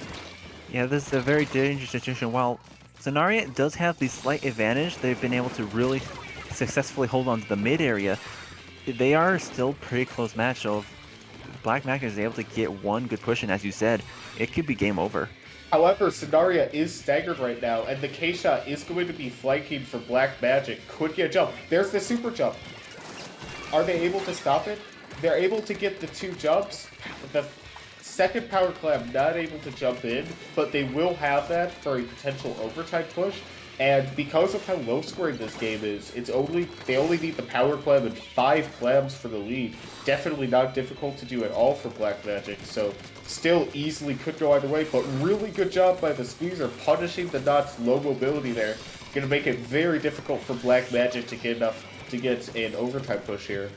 But we do see once again the sneaky super jump back in. That's going to be Oh, is that going to be enough? They need 2 more clams, just the Nautilus, and it seems like Sonaria is going to watch the basket very thoroughly. That's a full wipe. Sonaria is going to take this game. That was, for a last minute play, that was very well done. Just not a whole lot left to put in there. So that's going to be, yeah, as you said, game for Sonaria. Yeah, that was like such an interesting game to watch because usually in Clam Blitz, like the previous ones we've seen in this tournament, what happens is teams will like take turns going for big pushes and then commit so hard that they'll end up wiping afterwards. But like these teams just kept like poking at each other pretty much that whole game. Like no team was able to get like a push of more than like 13 clams. Like 12 clams was the biggest push we saw that whole game. I think actually no. Black Magic got a push of like 16, I want to say. Like still tiny pushes this whole game. Really interesting to see in Clam Blitz. Indeed. And as we saw from the numbers, while they were able to get some points there in the end, Black Magic really wasn't able to put any foot in mid, and so there's just a lot of splats on the side of Sonaria there, just really doing a good job of coordinating their specials and just locking them out of the mid area. Yeah. So right here we have Rainmaker Sturgeon. Now Rainmaker is going to be super interesting with these 2 teams because Rainmaker, even more than Clam Blitz, depends on getting like those big advantage situations like team wipes, and I don't know what's gonna end up happening with these teams having playstyles that just go trading constantly on Rainmaker. And yeah, as you said, is with Rainmaker, it's just you really only need one. If you can't wipe them completely, one unknown player can really just stop a push from behind. Yeah, exactly. So these teams, especially since both of them play very aggressively and have been known to make quite a few sneaky plays, are going to need to be very careful when pushing. I think we might come into a scenario as we saw with this clan blitz where one team gets not even a significant lead, but just enough a lead and then hold on to the rest of the match. But we shall see, because these are very tough teams to be sure. Yeah, especially since this map is Sturgeon Rainmaker, there's a lot of like choke points that can be difficult to break, like just jumping onto top right from the box, which is the main way a lot of people like to push, is very difficult on this map. Oh, V-Splash on the side of Sonaria. I love that pick for this map because I was just talking about the box. That weapon has Toxic Mist, which makes it just straight up impossible to go on the box. 100%, but we do see not only a double K shot coming out from the side of Black Magic, but also a V squeezer on both teams. Yeah, very reminiscent of their Compound Rainmaker from the set against Nintendo Direct. And we kind of predicted this would happen. Black Magic just goes for a push, but they're not able to get much, just poking at Sonaria with the tiny lead. You know, I take that back. That was not a vanilla squeezer that was on the side of Sonaria. That is the bubble squeezer. Yeah, Black Magic, however, does have the vanilla squeezer, which is not surprising since they did use that previously, but it's for sure going to be interesting seeing how these two different varieties of squeezer compare to each other, because I definitely see perks for both on Rainmaker. 100%. Now we do see the Stingray popping out with a junior already down. Armor to counter the Ray, though. I don't think the Ray is going to be able to get much because of that. However, missiles do attempt to follow up. But we are going to see Sonaria, in spite of all the specials coming out from Black Magic, go for a push, and they are able to pick off the squeezer. Oh, the missiles coming out! The double. That was a really good job by Black Magic there, using those missiles, exploiting the fact that Sonaria was super clustered there. Between the missiles and the inkjet, two of the members went down, and with only the last member up, he's still holding up a good fight, just sharking down in the mid, and that's going to be 2 down for the side of Black Magic. Yeah, like, once again, we're just seeing back and forth gameplay. Like, we just saw Black Magic get an advantage, and Sonaria immediately take it back. And what's crazy is neither of these teams have pushed even to 70 after 2 minutes and multiple attempts to grab the Rainmaker, which is interesting because usually it's higher scoring. However, we do see Stan in a key position, top right. Oh, full wipe! That is a wipe. Full wipe for Sonaria! This is huge. This is going to be detrimental. For Black Magic. Yeah, they're trying to scramble in, but Stan, using his weapon's range to lock them out, they do get 2 down for Mocha. Rainmaker's still up. However, Junior does rush them down, able to get trade, but that's another wipe. And Sonaria does have an inkjet able to spawn camp here. Oh, they get picked. That's 2 all more. All the way to 6-2. Sonaria still has a chance to knock out with 2 up. And will they get a super jump in here? Latte prevents the super jump. Really good defensive play from Latte with the bombs, guarding all of the super jumps.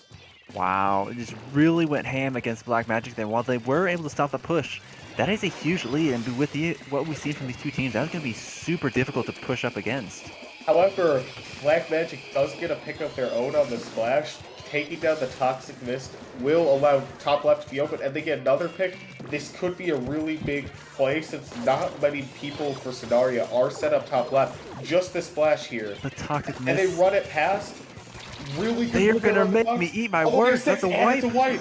They gotta get popped fast though if they want to get. Oh, no! The jump in, not able to get it! The reverse wipe! I don't know how Sonaria was able to defend that, but they do it. I don't know how Black Magic was able to push that far in the first place. Just lots of impossibilities from both teams here. Wow, wow. With a minute remaining, we are down to the poking. We are back to the poking. Yeah, this is going to be very difficult, however, for Black Magic to win, though, because unlike the thing with Rainmaker is you get no checkpoints, like in tower control or score over time, like in Clan Blitz or zones. So that 10 isn't really going to help them in breaking Sonaria's impressive push to 6. Oh, absolutely. And however, Ray does come out, forcing Sonaria back.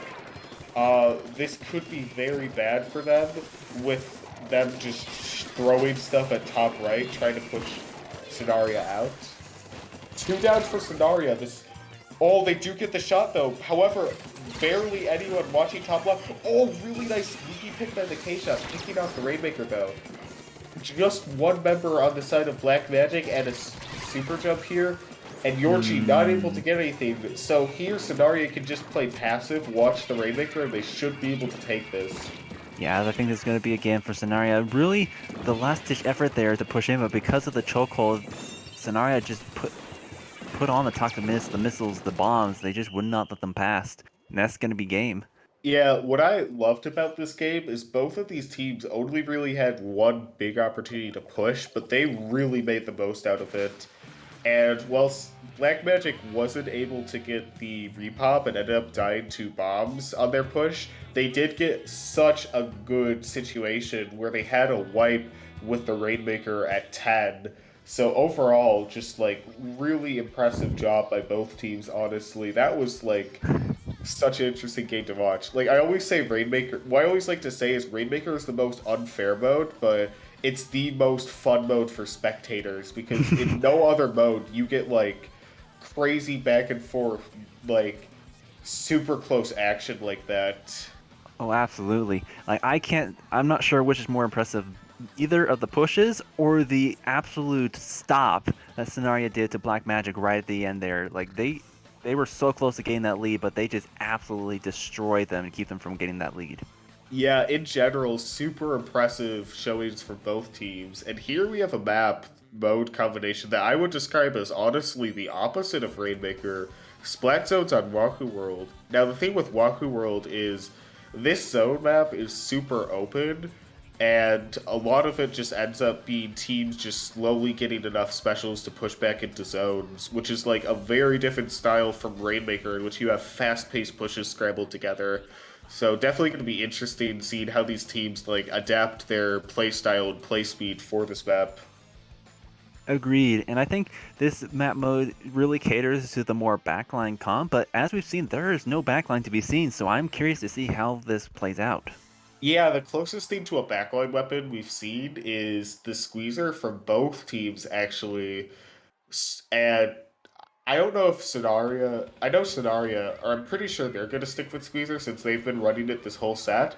Black Magic, however, they've been like very on and off with Squeezer this set, which is interesting because they played Squeezer all of the last set we saw them. So definitely interested in seeing if they'll have Squeezer for that range pressure on this map because I think it's a super good option here. We've seen that Black Magic has definitely been a lot more flexible with their weapon choices than we Yeah, have for seen in the sure. past. I honestly like that they're experimented. Flinza here, going for a more special spam route with Flinza rather than range. And another interesting thing we're seeing is two maids of Subsaver on the machine there, going for Fizzy spam, which I think is very good for range pressure of this map, especially when there's teams don't really have backline players. Yeah, the Fizzy Bomb can be a backline all of its own. Yeah, exactly. And we see that is once again we're back to the poking. This zone has gone both ways a couple of times now, with no members really going down just yet. But we see the specialist coming down. Neither of these teams really want to fight directly, they just want control of the zone. However, it seems a fight is going to be forced with Sonaria taking the zone and then some. Really nice bubble play, getting two there from Stan, and he's going to get the jump too. Yep, that's an assist, but still, really good play from Stan, setting up a wipe for his team.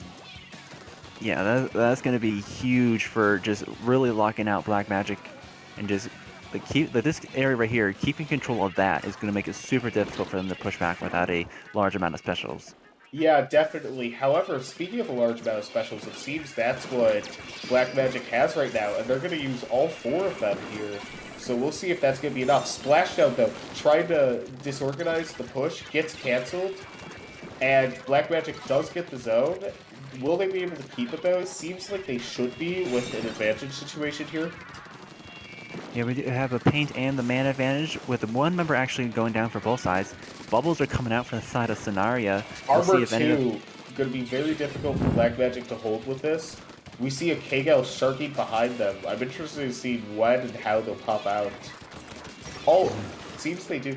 Gets one, fighting the K-Shot now, right here. We've seen the strength of that splash wall coming out, but the squeeze are just going off once again.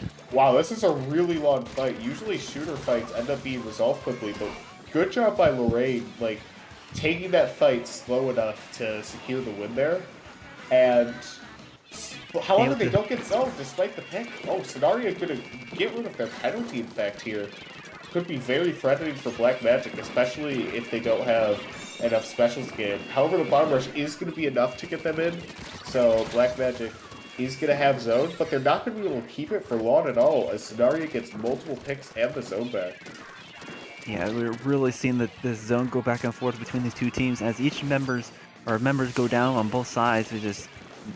Black Magic hasn't been able to hold on for very long. They're still up at 80, and they're already down a couple of the members, but specials are coming online, the missiles coming out. They might be able to take this back before the penalty hits. Okay, this is a bit off topic, but I just want to say I'm really impressed by how fast Ripping throws Fizzies. Like, it's just like instant how fast he charges them, so good job. Indeed, that is very impressive. I wonder if we'll see some Fizzy action right now. It seems Ripping's just going to paint with his main weapon, which makes sense since Fizzy Bombs do cost a lot of ink. Yeah, look at that fast Fizzy. I could not throw it that fast. There's gotta be technique. Yeah, I think the technique is you gotta jump while moving your controller side to side while shaking it for the fastest Fizzy possible. Like, I can jump and move side to side, but I can't really shake it. But Black Magic gonna have a very difficult situation. Just the Flinza and Sonaria is gonna take the set. I am so sorry for talking about Fizzy Bombs instead of Sonaria's impressive hold there. But not only impressive Fizzies, but impressive hold from Sonaria taking the set here. Oh wow, and like just look at the sheer amount of pink on that map. They locked it down right up to the end. Yeah, like that was just a really good job by Sonaria using the range of their weapons in like both traditional ways with the squeezer there going for pressure plays and non-traditional ways with bombs such as Fizzy Bombs just pressuring a large amount of the map there. Indeed. Now, unfortunately, I do believe, because this is Top Cut, we will not be able to go to that final match there. So, I think this might be the end of our commentating, my dear Turtle. Yeah, we are going to turn over the mic to Magic 8 Ball and Septidilons, I believe it's pronounced. Skepidillions. There we go. My bad. But yeah, we are going to turn over the mic to them. But yeah, thank you so much for watching our part of the commentary block, and stay tuned because we got two other fantastic commentators here to join you. Oh, yeah, by the way, real quick, you can follow me on Twitter at TedTurtle if you like hearing me ramble about Splatoon. There's more where that comes from over there. So, yeah. And you can find me on Twitch and Twitter at IMadGamerII. Lots of splatling for me. Oh yeah, I'm also on Twitch, TedTurtle. Forgot to mention that. But yeah, have a great day, everyone. We'll be turning it over to the other commentators. So yeah, have a good one, y'all. See you.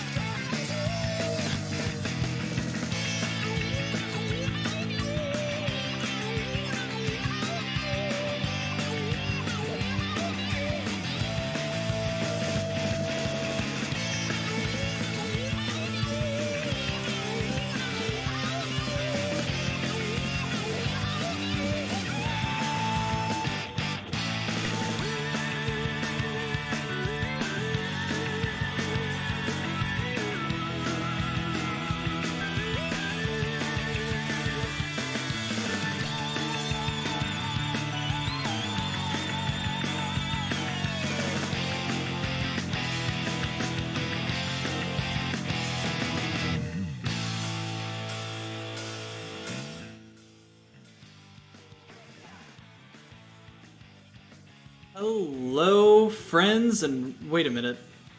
This isn't Low Ink. I'm not with Popgun. Hi, this is Swim or Sink, and we are back with Great White Semis. I'm on with the wonderful Skeppadillions. How are you doing tonight?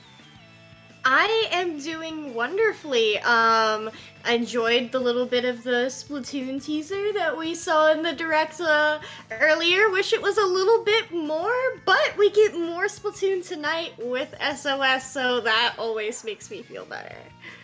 Yes, it does, and we have a great set waiting in the wings for us. Tempest versus Campfire, and these are two teams that have been probably the most well-known of like the mid-level trying to get into high-level kind of like that, those cusp teams, right, that are really pushing those boundaries. So it's nice to see these two in these tournaments grinding away as we always do.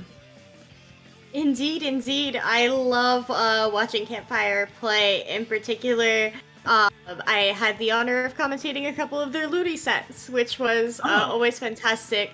Nico Chico, we know my slight bias for Blob, and Nico is a fantastic Wobbler player. And then we all know Red Shell for their brush. How could we ever forget? Of course. And Omega or Genesis, I bet, on her usual Carbon, although it's been trading off of seeing her play a little bit more Slosher, a couple different things, but on something like Mako Mart, I assume that she'll go back to it, and so I'm excited to see the brush from Red Shell and the Carbon clash on Mako Mart. It's gonna be fun. Yeah, the classic Campfire combo on Mako Mart is always Blob and Carbon. It is perhaps the most intrinsic Campfire comp to exist out there. So I do expect that Blob and Carbon to come out. And then of course Clams is just extremely favorable to brushes in particular, so that would not be a surprise as well. Henry on the Nautilus perhaps? I do know that they play Not and they're fantastic at it. We do have two Henrys in the lobby, so I am a tad confused. Oh, one of them is Drifty, so we'll just have to keep that straight. Both Henry, I don't care. Put your names correctly in your IGNs, please, and thank you for future reference. We are about 30 seconds away from getting this one underway. Who do you think is going to take this one? Oh man, you ask me, and my answer is always going to be the Campfire bias. I'm not ashamed. Gotcha. Well, there you have it. I honestly don't know who I would favor for this map mode in particular. I'm expecting Tempest to have the little bit of the edge, just from what we've seen based on their results in the past. But it could be anybody's game. Let's get into it. Indeed, and we will be starting off, so our comp questions will be answered very, very shortly. Will we see the Blob Carbon combo? Fingers crossed for it. Here we go. This is semifinals of SOS on this lovely week in February. We do see a squeezer coming out on the side of Tempest, and we do see the Blob Carbon combo. We see the ends out as well. A lot of paint to surround it, as well as on the side of Tempest, we don't see as much paint generally, but they're going to have so much pushing pressure, and that is a Tensa Octobrush. Indeed, it is for that hammer, and also K-Machine does extremely favorably on Mako, the fizzies being used to clear the stacks, in addition to, believe it or not, Splashdown having some use here. We do see Campfire getting the first wipe, though, as they position themselves for a push. Foams there, the support player, the Splash player there having their Inkjet ready to go. They have two Power Clams, as we do see Tempest preparing for a defense here, getting a pick on Nico. They wanted to try and extend that push, and they were thinking like, oh, I'll just Inkjet with this Power Clam, and then ended up the Power Clam just getting stuffed on the other side of the map, and that's going to do it. I believe it was Storm doing really well on that opening push, able to find at least 2.5, and giving the Campfire a little bit of an opening, but not able to quite take full advantage. That's a minute burned off the clock, and specials are coming online once again. Indeed, both teams vying for mid. We do see Campfire trying to get control of their opponent's stack. Both zaps are down, so that is delayed armor, but we do see that Tempest does have more specials online. That hammer coming out, going to get the pick on Genesis and thrown at Nico. No, the Campfire combo is temporarily fallen as Tempest gathers enough clams here. It looks like they're going to be able to dunk, and there comes Red Shell with the power clam, scoring the first points in favor of Tempest. Wow, I can't believe they got that clam through. It seemed like they were going to be able to, and another power clam ends up getting dunked as well. It's going to be a full wipe. They're going to get a good position off of this on the side of Campfire, but they're going to need to make something happen. Last time they had an opening, they just kind of squandered it, and it seems like Tempest shouldn't have been able to dunk that. It seemed like everyone was at the basket. There was enough time because they were fumbling clams trying to pass it back and forward as Red Shell jumps out here. 4 specials online for Campfire, and this could get really dicey as the Inkjet comes up, but the blob goes down, able to trade it out at the very least and put on a lot of pressure with these bombs. Dunk finally comes in, and Storm is up here trying to distract this sloshing machine, able to do so as Genesis is able to find at least a little bit. The power jump the power clam jumps in and not able to find the basket, and now it is Campfire that has been wiped. Indeed, that is the temptation of Mako Mart. You know you can get in there just because of how close it is to mid, but the question is, what are you giving up for that dunk? We do see Tempest there, GN going in for another dunk, but they are 2 down, so that is just enough to clear the penalty. Are they going to go for the clams on right? Red Shell coming in with another power clam, getting it in, and then more clams coming in. We are now at 31 remaining as Enry does look like they're attempting to go through the basket through Snipe. There it is, bleeding the clock. The other Enry coming in with even more power clams. The pressure is on Campfire right now to shut this down. It seems like every time they try and score these clams, they're able to at least get away with a little bit of their lives, and that's going to be able to get the knockout. Campfire not able to hold up on defense there. And look here from the overhead, we can see that a couple of pods on Tempest's side of the map are locked. So that is how they chose to extend that push. They forced the clams to spawn on the side of Campfire, which is how they were able to get all of those clam spawns so close to basket to keep that basket open. See, the boys in blue trained you well. you know. Yeah, I know. Oh, I know. Rainmaker on Black Belly, though, is going to be a little bit of a different story. You're not going to have these clam manipulation strats. It seemed like Tempest really did have a good grasp of their economy in those pushes. It seemed like they were ready to go at a moment's notice, which, I mean, if you can do that, you're doing well. But you see Campfire readying up pretty much almost instantly for everyone except for Genesis. So I am expecting to see a very similar comp out of Campfire, but I don't know if they're the ones who are going to win this one out. It makes me think, honestly, Genesis being the only one to not ready up. I know rollers are very, very dominant on Rainmaker Black Belly, but the hesitation there gives me some food for thought as to whether or not we will be seeing that carbon come back out. And Red Shell certainly does have significant options here in terms of brushes. They can be, especially the Kenza Octo brush can be so useful for that right push. Exactly. And Genesis does play sloshers, and gotta be thinking like, okay, try slosher map, try slosher time, could be the prime time to do it. We're here in game 2. Campfire is down 1-0 in this best of 5, and we do see the vanilla slosher, hero slosher, come out in a relatively similar comp on the side of Tempest, just switching on a K-shot. Indeed, and 3 LDEs from both sides, so they both know what they're going for here. Getting some points on the board and then activating that LDE from either side, because it is never over until it's over with Rainmaker Black Belly. We do see Campfire going 2 down as Tempest begins their opening push. It does look like they are attempting to push through that left side. Red Shell going down for just a moment as Campfire pushes up and sweeps in as quickly as they can. The Rainmaker has fallen back all the way to mid, so this may have been a punishable offense there in favor of Campfire as they get the delayed wipe and are now pushing up back in the Tempest's area. This is such a good heads-up play from Storm, able to find one with the Jet, pushing right up as soon as that last person was cleared. I mean, even beforehand, and they're able to push this all the way to 47, and the bomb rush is here for the insta-pop. There's a lot of paint coming down on it. Very good job from Tempest, knowing that they have to keep it from getting picked up, but they get it picked up anyways. Look, the eye off the Rainmaker for just a second was this Henry, and that's an 18 push. That is very scary. Obviously, Rainmaker, and it's not over till it's over, but that is a hard push to follow up on. And not just any Rainmaker map mode, but the slogfest that is Rainmaker Black Belly. As Tempest has 4 specials online, they are going to go for the pop, and that armor is very quickly deployed. Missiles subsequently follow. They do have the hammer and bubbles, which is a power combination, but the squeezer does go down, leaving just Red Shell with that playmaking hammer. Campfire is well positioned here to defend. It is a 2v2 situation in that plat. Henry and Red Shell pushing up as GN has that Rainmaker. The zap is down on the side of Campfire. It does look like Tempest is just looking for a way to approach as gets a beautiful pick on Red Shell as he popped hammer. So once again, Tempest is in control of the Rainmaker, and they don't seem to know what they want to do with it here.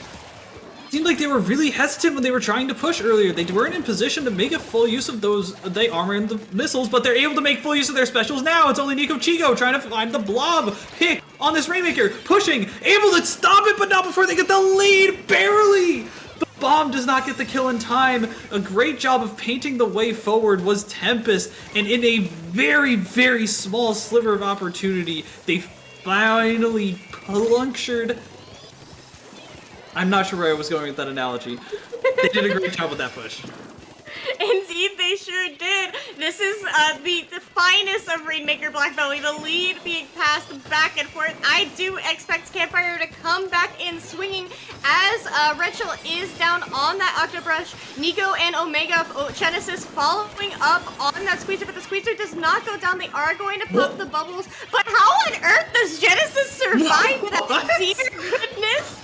I want to see that on Twitter later. 2 down on the side of Campfire as Genesis is sitting there with 14 seconds remaining, just using the Rainmaker as a weapon, getting a pick on GN as their teammates respawn, and they might be looking for another push here, but they are going to have to get that as far as they can before they go for a subsequent pop.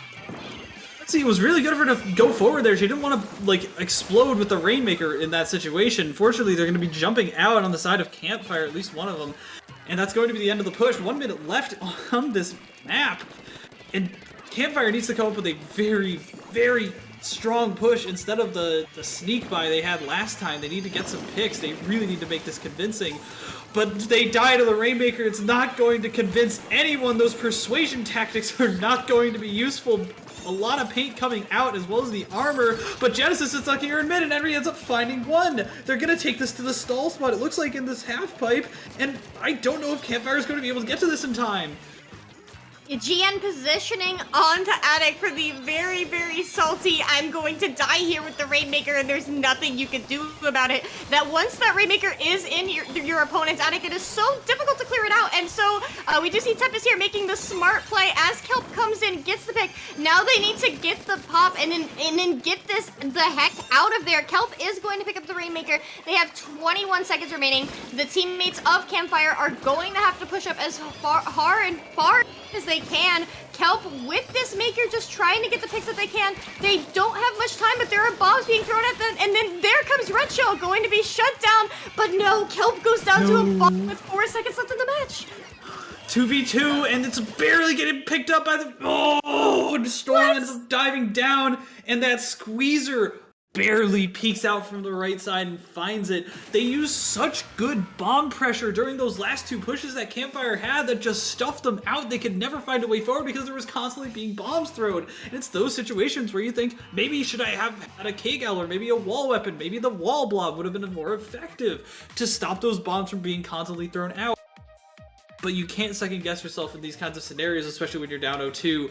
But that was so tough from Campfire, barely not getting that one.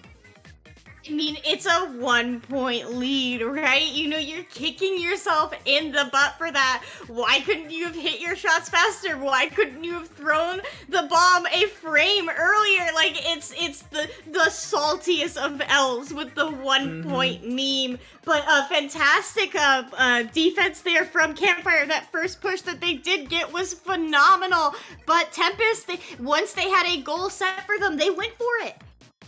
Oh yeah. Oh yeah, and they played the time perfectly. Cause I mean, when you're up in Rainmaker, the best thing that you can do is just waste as much time as possible, right? Give your opponent as few opportunities to push, and they knew their win condition perfectly. Yeah, with 1 minute remaining, that puts so much pressure onto your opponents. And then the stalling the Rainmaker and allowing it to reset, that takes time, right? And in the precious seconds in such a fast-paced game such as Splatoon, little indecisions can cost you a match. That is very, very true. And so many times we saw it there too, right? Especially on defense. And on something like Piranha Pit zones, that is even more the case. Just 1 second taking your eye off of zone to paint around you a little bit could be the difference between a win or a loss. And in this case, it is win or go home for Campfire. Tempest up 2-0 in the semifinals. And we are seeing, is that an H3? L3D on the side of Storm on Campfire. Indeed, and the deco once again in the hands of Nico. Genesis with the K-shot. We do see that Tempest is running the triple LDE that they have been running practically this whole time. Campfire is the first to go 2 down, which is going to give Tempest control of the zone. Now it is Tempest's turn to get as strong of a lockout as possible. 3 down on the side of Campfire and 3 specials in the hands of Tempest. So Campfire needs an answer to this pressure and fast. They need to get specials built up right this second, but it's going to be so hard to step forward, especially when these missiles are being popped, and with this armor, they can't step forward to paint. It's so dicey. The squeezer ends up going down to Genesis on the far side, able to find something. This hammer is finally coming out, but is it going to find anyone? It doesn't look like it. Gonna have to get thrown soon. Here it comes. Does not find anyone. This is a cap for Campfire as they make just enough space to get in and get painted. Unfortunately, they did not find the picks that they needed, and here comes Tempest on the rebound with these 2 players that did the same thing during the opening and double teamed this far right side, and that's going to be the end of Campfire's push. Indeed, and now they are working their way towards missiles. 2 down on the side of Tempest. Genesis alone there on that left side, just painting as much as squidly possible. But Tempest has their armor and missile combo ready to go as well, and they are almost ticked through that penalty. Campfire bringing their specials online as they work their way into the zone. Kelp finding themselves in some crossfire. They are going to take down that squeezer with a teammate as Red Shell pushes up, and a cheeky trade between Genesis and Red Shell there, as the zone continues to be stalled in a no man's game. Alright, how did Red Shell get up there? Hello? Diving down from the heavens of their base where they thought they were safe, and here comes Storm trying to find this squeezer. Unfortunately, can't dance around quite enough. This is looking like it's going to be Tempest game and Tempest set if Campfire can't find a couple more picks, but they've got 3 specials online. Yeah, and Tempest is ready for an extremely strong defense there. Campfire neutralizing 1 zone, but it does look like Tempest is going to be able to recap. Kelp going down on that 85. Red Shell, what? Storm getting a pick on Red Shell there, but is very quickly going to go down to one of the Enries as GN paints that zone. Campfire is still 1 member down, but they are keeping up so much pressure as that bomb rush is coming in, trying to get some sort of penalty point onto Tempest because they just need more time. The zones are leading back and forth. I can't tell which way this is going to cap. It does look like Tempest is going to be able to recap just for a moment, but they only need a moment as the clock wears down. But Campfire, there they go, trying to neutralize as they go 2 more down, and that is game match point in favor of Tempest, taking the set in a clean 3-0. And the missile sealed the deal. They couldn't step up, and they tried to because that was the only thing they could do at that point, but Splatoon is so tough when you're in those lose-lose situations. Campfire doing a great job, having some great picks. I mean, Storm on that Inkjet just getting so many clutch picks, but not enough.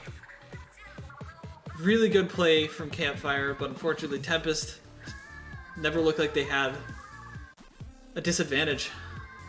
It was an extreme offense there from Tempest. The best defense is a superb offense, and Tempest just refused to give up the pressure, to give Campfire any time to breathe, any time to charge their specials, any time to get paint down. Tempest absolutely shut that down. So a fantastic plays from them, and Campfire, I know we'll be seeing them around. They ain't going nowhere. They will be going to the 3rd place match if it gets played. But we have some advertisements in the meantime to show everyone. The lovely people at Tropical Throwdown are throwing a tournament on February 11th, and they do these awesome counterpick tourneys. And I believe it's a monthly. Fantastic stuff from them. Fully broadcasted and everything. Indeed, and in addition to Tropical Throwdown this weekend, this lovely Saturday, SAC Season 4 continues with its 3rd tournament, February 12th. Come compete to earn points towards playing in the finals or get some practice in, and the stream will be fire, so tune out to watch that here on IPL's Twitch. More details can be found at sac.inc. And with that, I believe we're going to a quick break.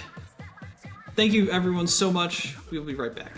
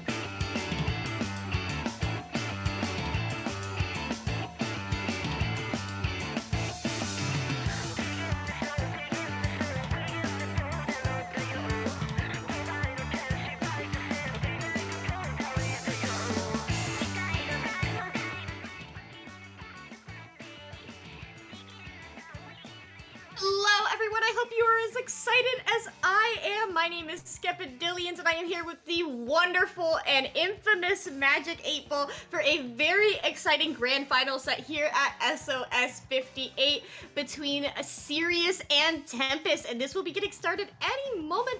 How are you, Magic? Infamous. That's a compliment. Thank you. You're welcome. I'm doing great. I'm very excited to see. I have never honestly seen Sonaria play before today, and I know that I've heard the names around, like I've seen Strinford around, but I don't think I've ever actually seen them play. So I'm excited to see what's in store here, but of course, Tempest, probably the tippity top of mid-level right now. You know what I mean? They're just the unstoppable force in SAC. They're the unstoppable force in SOS. They're going to be a hard mountain to overcome. Indeed, and can we just appreciate for a moment how large Sonaria's roster is? Like, that is a 7-squid platoon. Like, that's a lot of players to be able to be, like, playing at a consistent level and to be able to maintain synergy and grind this hard. So, just an observation there on the side of Sonaria that, you know, they have been playing so strongly tonight, and I don't know if they've been rotating players or what the sauce is, or like who in specific is playing tonight, and what's going on over there. But I am very, very curious. I am too. I am really excited. I still think, because Stan is. I've recently played against Stan in a midpoint draft, right? Stan is in midpoint. Like, that's what I mean. Like, these players are just coming out of the woodworks, I feel like, and just putting on an absolute show. I mean, Sirius has been a team that is on the rise recently. I mean, really taking a lot of, as I'm sure you know, a lot of good wins in SOS consistently. Mm-hmm. They won, like, within recent memory, at least 3. I don't know if it was 3 in a row, or like 3 they got to Grants, but they have been winning a lot. So a dub over Sirius is nothing to sneeze at, and Tuki was also dethroned a little bit tonight, which is another observation. So with Splatoon, you can never have your eyes on anything other than the prize. You constantly have to be grinding because there will be people coming right underneath you to rip that trophy right from your hands. Everybody's always here to prove that they are better, and so we will see who is better tonight between Sonaria and Tempest, starting on Rainmaker Muscle Forge. Rainmaker Muscle Forge is always tough, but I think this is a pretty decent brush map, especially able to traverse those grades pretty nicely, using those slopes to their advantage with the fall off and everything. This could get dicey if you're on Sonaria. Let's see what they can do. The Nautilus coming out from Enry. Drifty with the name back. Thank you so much. Let's get into this. This is grand finals of SOS. We no longer have 2 Enrys on Tempest. Wow. Others. Thank you, Drifty. Very, very appreciated. We do see the first member to go down is the Zap on the side of Tempest, as Drifty and Enry both. Oh, that beautiful pin from Sonaria. They are now going to take this Rainmaker right as quickly as possible, and very quickly the Zap is the only one alive. They are positioned somewhere in or their street. Cloud pushes up here as the remaining members of Tempest do come out of spawn. 2 members down, that section bomb being placed, but Red Shell is there just trying to stop it. But what? Down to 12 remaining. Sonaria finally having their push come to a close as that is shut down by Tempest. I am sure. I don't think it's shut down quite yet. Okay, maybe. Yeah, they're jumping in. Feeding for the memes. That was a really good push. I mean, really taking it. As soon as they got the opening, they shoved, like, the way that they shoved Tempest back into a corner, right where they could push from, where they basically had already been painting because they were fighting there, like, that was just beautiful, beautiful coordination all around the block. We see this Nautilus matching Enry's and is able to take down Red Shell, take down another, mowing down these members of Tempest, flowing right into Stan's beautifully placed shots. That's a full push! A full push from Tempest was just stuffed. By a single Nautilus. Yeah. A single Nautilus said goodbye. Like we saw how well Tempest was performing last set, and Stan was like, man, I have been studying your dossier. I am here to shut it down. Red Shell trying to position. They do have that hammer ready to go, and here comes that infamous Red Shell hammer. 2 members down on the side of Sonaria as Tempest picks up the Rainmaker. They are going to be pushing up, but they do have to keep their eyes on that Nautilus and every single member of Sonaria, as they do get the 31 remaining before Sonaria brings that to a... What? Tempest picking up the Rainmaker and possibly dunking it. There's a little bit of paint on the map, and that's not going to be enough. Everyone from Sonaria is down. They finally come back up right now, not going to get it in time. What happened? We looked away for a second while the Inkjets were fighting, and all of a sudden the blue was up on the side of Sonaria. And Tempest, when everything looked bleak, Rainmaker cheesed it to victory. That was beautiful. Do you ever just have a match where you just, like, don't know what to say? Yes. Like, that was... What? Like, first of I can't all... believe what just happened. What? The fact Okay. that Sonaria got such a good leading push, and then just got... And then had a good defense, and then got ripped apart? Come on. Right? Come on. Right? What happened? Did somebody sneeze? Like, was there, like, did somebody... Was it miscommunication? I don't know. Where's Raze? I demand to see the script. Yeah, someone needs to break down that match second by second, frame by frame, and describe what the heck happens, because that is going to haunt me for weeks. If you're Sonaria, you hate to see it. Right? If you're... I mean, imagine you're Tempest right now, and you're thinking, holy cow, we just got away with murder. And if you're Sonaria, you're thinking, wow, I can't believe they just got away with murder. It's almost like 2 squids, 1 brain cell. I will say the first time I watched one of Red Shell's streams, he was grinding to like 2800 on Rainmaker Muscle Forge with the Kenza Octobrush. So I do just think that is a Red Shell map mode right there, honestly, genuinely. And I think another map that's good for Octobrush is this one right here. We do see Stan switching to the Squeezer, another very mechanically hefty weapon. If you don't have the mechanics, you're not going to be able to output enough splats, but Drifty is going to match it right back, and these comps are very similar. You're switching out a K-Shot for an Octobrush and a Squeezer picking off a Squeezer. It seems like Sonaria is getting the upper edge of this fight, at least a little bit, able to have the Booyah on the line, getting the jumps back into mid, and having a lot of paint. Cloud trying to push one back. Nobody's fighting this Junior. This Junior's staying alive, and nobody can seem to land shots. What? Cloud able to find Red Shell here. That's going to be the zone going over to Tempest, but a great showing from the Junior, who I've never seen before. Yeah, Tempest now having control of the zone, 1 member down on the side of Sonaria as Drifty tries to go in for a flank but does get snubbed by a classic Splatoon moment. Tempest does have their armor online, but Sonaria is looking for a way in as the Ink armor and Tensa missiles come out. Unfortunately, the Junior and the K-Gal are going to go down. Stan is trying to position to clear out that elbow, but there's just so much fire coming from every single direction that the 1 second they take to look a turn, Red Shell comes in and sweeps that. 2 members down on Sonaria. That is a lot of pressure as Tempest gets to below 30 remaining with 0 penalty points on the board. And it's good that they stayed alive so far. They had a really, really bad opportunity if they were desynced there. Able to find this pick onto Jien. Maybe a Booyah. Able to cap the zone. Yes, the paint from the Junior dropping down as well. And that's going to be 3 down on the side of Tempest. They did not lose their heads. Good job by Sonaria to keep their wits about them, get the specials that they needed, not desync when there was 20 seconds left, and then die to bubbles anyways. Yeah, but you know, now they've bought themselves some time, right? They got penalty points on the side of Tempest, and that is a significant amount, 60 points, as those penalty points do work down. Gian and Drifty going to try and stall Sonaria from anything back into the zone, positioning themselves on that elbow. Tempest does 2 specials online for a proper defense here. Here it comes, the Booyah Bomb, the missiles, the armor, as Sonaria attempts to break back into that zone. Drifty trying to paint out over all that special pressure, but it is stalled for just a moment. It is a scrappy fight for mid as 2 members of Sonaria do go down. Red Shell painting over that zone and going to take the retake.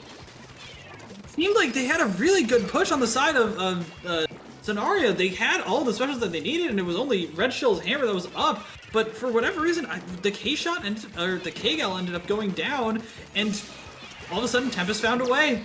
And again, Tempest keeps finding a way. Henry here probably gonna get away, barely not gonna be able to. Two going down, but there's enough time to stall for the Squeezer to get the pop. But Cloud able to find the pick, using those bombs and the object shredder to tear down those bubbles before they do any damage and find that Squeezer. That's huge. They're not gonna have the special ready just for a little while, as here comes Stan with the 2-person bubble, and that's going to be huge. There's a lot of points that's getting ticked down, and Tempest is desynced right now, Skep. Oh my god, Sonaria is about to put a lot into Tempest's last. That last member of Tempest is going to jump out as Sonaria gets to that very dangerous 30 remaining, and the Squeezer is down on the side of Tempest. Stan holding onto that bunker, narrowly dodging that Booyah Bomb. They are incredibly close to pulling lead here, but they do go 2 down. But does it matter? They have a minute and a half left. Those remaining 2 members are going to make the smart decision to jump out, but the K-shot is going to get picked, unfortunately, in a 2v1. We do see Sonaria is working their way back up towards those specials, but now Tempest knows that they cannot let their eyes off of these squid. They need to put as much pressure on to lock them out without going down as quickly as possible. But the zone, oh man, the zone nearly flips into neutral, and here comes Sonaria's counter push. Try and get a counter push of their own, trying to push on the plant. There's 3 down on the side of Tempest, Sonaria, and all of a sudden it's 3 down on the side of Tempest as well. They get jumps into zone, but unfortunately Drifty ends up winning the Squeezer 1v1. Stiffer able to take down 1, and no is able to get to the zone in time. They keep going down. It seems like they're feeding just a little bit too much. They're trying to get a little bit too much done. And that's the cap going over to Tempest, and not a lot of specials online or even close on the side of Sonaria. And that was just a little bit too gutsy from the members of Sonaria. They don't have any specials. They need to get them online. Like, you have to admire the courage in those squid. The penalty points ticking down, and this is either going to be the end of the clock or the KO. Put the 3 down on the side of Tempest as Sonaria takes control of the zone. Barely at the edge of the game, there is just that Squeezer over on that left rat. Drifty, they're going to get 1 with the bubble combo. Trying to jump out. Okay, there are 2 members of Tempest over there. Tempest is going to retake the zone as the game nearly comes to a close, meaning the match is in favor of Tempest. But my, oh my, was that incredibly scrappy at the end there. It seemed like the disruption from Drifty on the far right side, because that is exactly what Stan had just done, right? When Sonaria got that really big push, bubbles into their plat, and ends up getting 2. And Drifty goes and does the same thing right as Sonaria tries to push into that zone and disrupts it just enough where they get enough people down, they get enough of the chaos going that they're able to capitalize on it. And because of that, they keep jumping in, they end up going down just a little bit too much, end up taking a little bit too many 1v1 fights where they're not as coordinated. And in that chaos, Tempest is going to thrive, as they're going to be one with the Hurricane. One with the Hurricane magic. What an analogy. I legitimately, I had my hands over my mouth that whole game. I had to stifle so many gasps. Just seeing, I think it was the Squeezer. I don't know who it was. I was just so shook. 1v1ing in zone in the final 15 seconds on the clock. Just not, knowing that Sonaria was so close to capping it, and it was just that spicy 1v1. I was like, my goodness, what on earth is going to happen here? It was, my heart was beating out of my chest. And that's what you want to see from Splatoon, and we're gonna get right back into it as we go back to tower control on Starfish main stage for Game 3 in this best of 7, if I saw the graphic correctly. Yeah. And this is going to be another slugfest. If Sonaria wants to get this, they're going to have to do it from a deficit. They're going to have to do it on map mode that might not be as comfortable. But they need to just get one more clutch win, one more clutch fight, and they can take these games. I want to see it. I know they can take a couple of games. There's no denying. We do see Rippling over there on that wing, well positioned for a flank. 2 members of Tempest going down, but they do shut down that flank. It is 2v2 for mid as Drifty and GN clean up mid there. Stan jumping in, but they are in so much danger on that jump. Can they pull another majestic 1v4? No, they cannot. They are going to be punished for that jump as Tempest takes control of the tower and barrels towards that first checkpoint with 3 specials online. When you wipe, take, snipe, and they've done so perfectly to lead up to the second push, and look at Sonaria. They're stuck in their base. They're trying to guard these grades as Red Shell tries to jump across, and they're able to do so successfully. They're going to be able to stop this checkpoint at 2, which is this second checkpoint, which is huge. But that's a lot of damage, and a good first push from Tempest. They need to get more clean kills. Sonaria needs to be playing coordinated, because if not, they're going to end up dying to this brush like they keep doing. That's a wipe! That is another wipe from Sonaria. Yeah, those beacons there from Red Shell are positively doing their work. You can see how quickly Tempest is able to come in and just keep engaging. That Booyah Bomb coming out from Enri is going to slow down Sonaria's re-engagement even more. We do see the player on the rail just deciding what they need to do. Tempest is at that 3rd checkpoint. This is positively scary for Sonaria. They just need to focus on objective.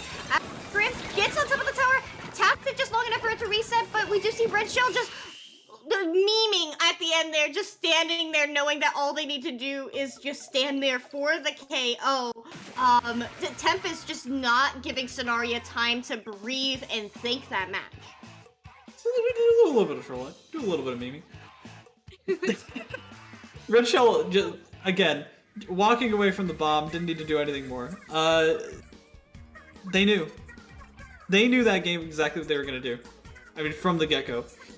I mean, even though there was a KGL flanking on the right side with that wall and everything, just barrel down mid. We're gonna just trust in this brush who's absolutely cracked out of his mind, and we're gonna just bully over. I mean, did you see how quickly they moved to snipe? How quickly they were keeping people back out of window? I mean, they had control of window nearly that entire game. All it took was one opening. I mean, some map modes are just incredibly rehearsed and intrinsic and a part of the lifeblood of any team. And it definitely seemed like Sonaria was just like, man, easy clap. Like, we've done this one Tempest, my bad. Like, easy clap, we've done this one 1,000 times. And the switch from Red Shell to Octobrush Devoe from the Kenza brush, you know, Red Shell is known for the hammer with the Octobrush, and so seeing those beacons come out, it just completely enabled Tempest's fast and aggressive style to just never let go of that tower. You thought it was over because there was only one up, and then Sonaria like was pushing up and getting control of their own court and breaking back into mid, but with those beacons, you would expect Tempest to be coming out of spawn, but they were already back in mid and ready to come back swinging. Yeah. So, just pause, like, no time to breathe for Sonaria there. But now is your time, if you're a betting man, to put all your chips in on a reverse sweep. I'm trying to listen. I do not hear a closet door opening this time. I just don't see it. Sonaria looks like they're putting up really good fights, but whether it's experience, whether it's a clutch factor, whether it's some random variable that we're just not accounting for that's going on behind closed doors, Sonaria just does not seem to have that enough of an edge to take this game or this set, especially on Clam Blitz on Snapper Canal, which is going to be another home for Red Shell. Yeah, Rippling and one other teammate there positioned on that right stack, trying to get that 2v1 on GN. GN is going to, caught in the jump out, a little bit of lag moment, Splatoon moment, getting the pick on that zap. Sonaria is split up well in a 2v2 motion. They have control of mid, they nearly have control of street, they have control of Brawl Tails, and here we go, Stan with the first dunk of the game, 2 down on the side of Tempest, as Sonaria does work their way in there. But Red Shell comes from behind and ends up getting 2, and Red Shell is just going to be the difference maker in this set. Stan diving and dodging and diving, and that is the 3D, nearly the 5Ds of dodgeball right there. Able to try and work around, not able to find anything. Red Shell going to use his hammer to get another player on the side of Sonaria, trying to find another, but not gonna quite get it, but that's plenty of clams to get a lead, and then some for Tempest, and Red Shell is just being a ledge demon here. Not able to get shut out, barely finally getting a little bit of pain to Sonaria, but they've got specials, they've got clams coming back, and are they gonna be able to stop it? Finally get one, Cloud able to find a bomb, that's 2 down. Okay, Sonaria, this is your chance. It is time to breathe. It ain't over till it's over. 2 down on the side of Sonaria, but they did bring that push to a close for a moment. Tempest needs time to get the clams that they need in order to be able to make a subsequent push. Rippling going to take a 1v1 over here on this hill, but going to be shut down by Drifty and GN. I didn't even see GN over in that little corner. Tempest, they are getting the paint down that they need. I am expecting another dunk here at any moment. 17 clams is enough, especially when Sonaria only has 2 clams on the board. Sand coming in for a cheeky little flank, going to shut that power clam down, but they are the only one up. They have their work for them as Drifty, and I believe that was Envy push up all the way underneath that basket. Red Shell, they're hiding in the bubbles. They don't have any more clams to KO this. They have to come up with those more clams, but it is down to the wire for Sonaria. They have to do something to stop the bleeding here. They really do. Stan needs to get back to base right now because the clam basket was still open. That could have been really, really dicey. But Stan is deciding to get a counter push going really early on, and using those bubbles to at least get a little bit of a dunking offering. Able to get 2 power clams in, but they're not able to get much more off of it if they're not able to get a good board position afterwards. Is it really worth it? You have to ask that question, is now Tempest is going to push right back up and be knocking at your doorstep once again, and I don't know. I don't know if I agree with that play. Okay, so realistically, Sonaria has a lot of points that they need to get on the board in order to be able to catch up. They know how quickly and hard Tempest is going to dunk up in, and here they go, shutting down this push with 3 down on the side of Tempest. This is the momentum that Sonaria needs. They're trying to finish off that 52 over on their hill. They are going to sweep that up in a very, very clean 2v1. They need the clams. They are working towards them, having 2 specials online, now smoking out their opponents with those missiles, but their dual features are going to go down, so they're just here with the power cut for the moment. But look at the address of Red Shell's flank, and shortly after the zap as well, this could be the momentum shift that Sonaria needs. Even though they're 1 down, make that 2. Oh, unfortunate. And I think they're just going a little bit too far ahead. Somebody got a little bit too risky there. That K-shot going a little bit too, just a touch too far forward. Try and get 1 pick, and that's going to end up causing that team fight to go awry right when the momentum is shifting in their favor. Little decisions like that are going to be the difference, and they need to start cleaning up those decisions. Red Shell goes down here. That's a huge burden off of the back of the members of Sonaria to keep their eyes peeled, and here come the missiles. They're getting pushed back into Snipe. This could be everything. Here comes the Booyah Bomb. Here comes the bubbles. That's not going to do enough to protect them because this Booyah Bomb is shredding and this K-Gal is gaming. There's 3 down to the side of Sonaria, and Stan's going to have to back up one more time, try and dip and dodge and dive, and not going to be able to do so. There's 30 seconds left, and Red Shell is back and with enough paint and clams to end this thing in the next 20 seconds. This could be very bad, Skip. It does look bad for Sonaria, admittedly. I will admit that right now. They need... But they get the squeezer down. Okay, so they get the squeezer down. Now they are missiling the power clam holder. That is 2 down. They are not giving up magic.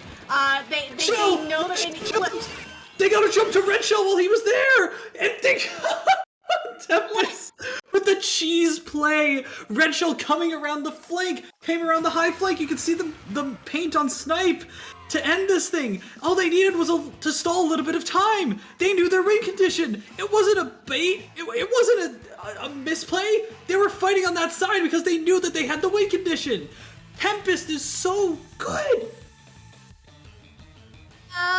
That was a Myopsidus moment. I mean, maybe not as legendary as the Myopsidus moment, but I mean, like, sometimes you just need to create stimulus that can keep your opponents from looking where you don't want them to look, and they were just relieved to not see Red Shell, right? Like, oh man, Red Shell ain't nowhere, like, we don't see him. And then, like, when the Power Clam jumps out, like, you know that they knew that they were like, the Power Clam's jumping, and then just, and as the game comes to a close, Tempest taking the set very, very cleanly in a 4-0. But this is nothing to snub at Sonaria's run. They did beat Sirius and Tuki here tonight. So, I mean, I would call it a fantastic SOS for them. Oh, 100%. No, their name is definitely on the map for a lot more people now. You know? Shoutouts that they put up. I mean, even these games were great. I mean, really, like that game, that last Clan Blitz game, could have gone either way. It could have gone either way. Really good stuff to them. So fantastic. I believe that that's going to be all, unless we want to push more ads. What are we thinking? I'm not aware of any more ads that we're supposed to be running, except for your plug, Magic. Where can the good people find you? The good people can find me at magic_octo as my Twitter handle and my TikTok handle, if you care so much to follow me on the TikTok. Skip, where can the good people find you? Only the good people. My name is Skepidalians. You can find me at Twitter and Twitch at Skepidalians as seen on screen. It was wonderful to commentate with you tonight, Magic, and thank you everyone for tuning in for SOS 59. We will see you back next week for SOS 60. Stay fresh, everyone. Thank you.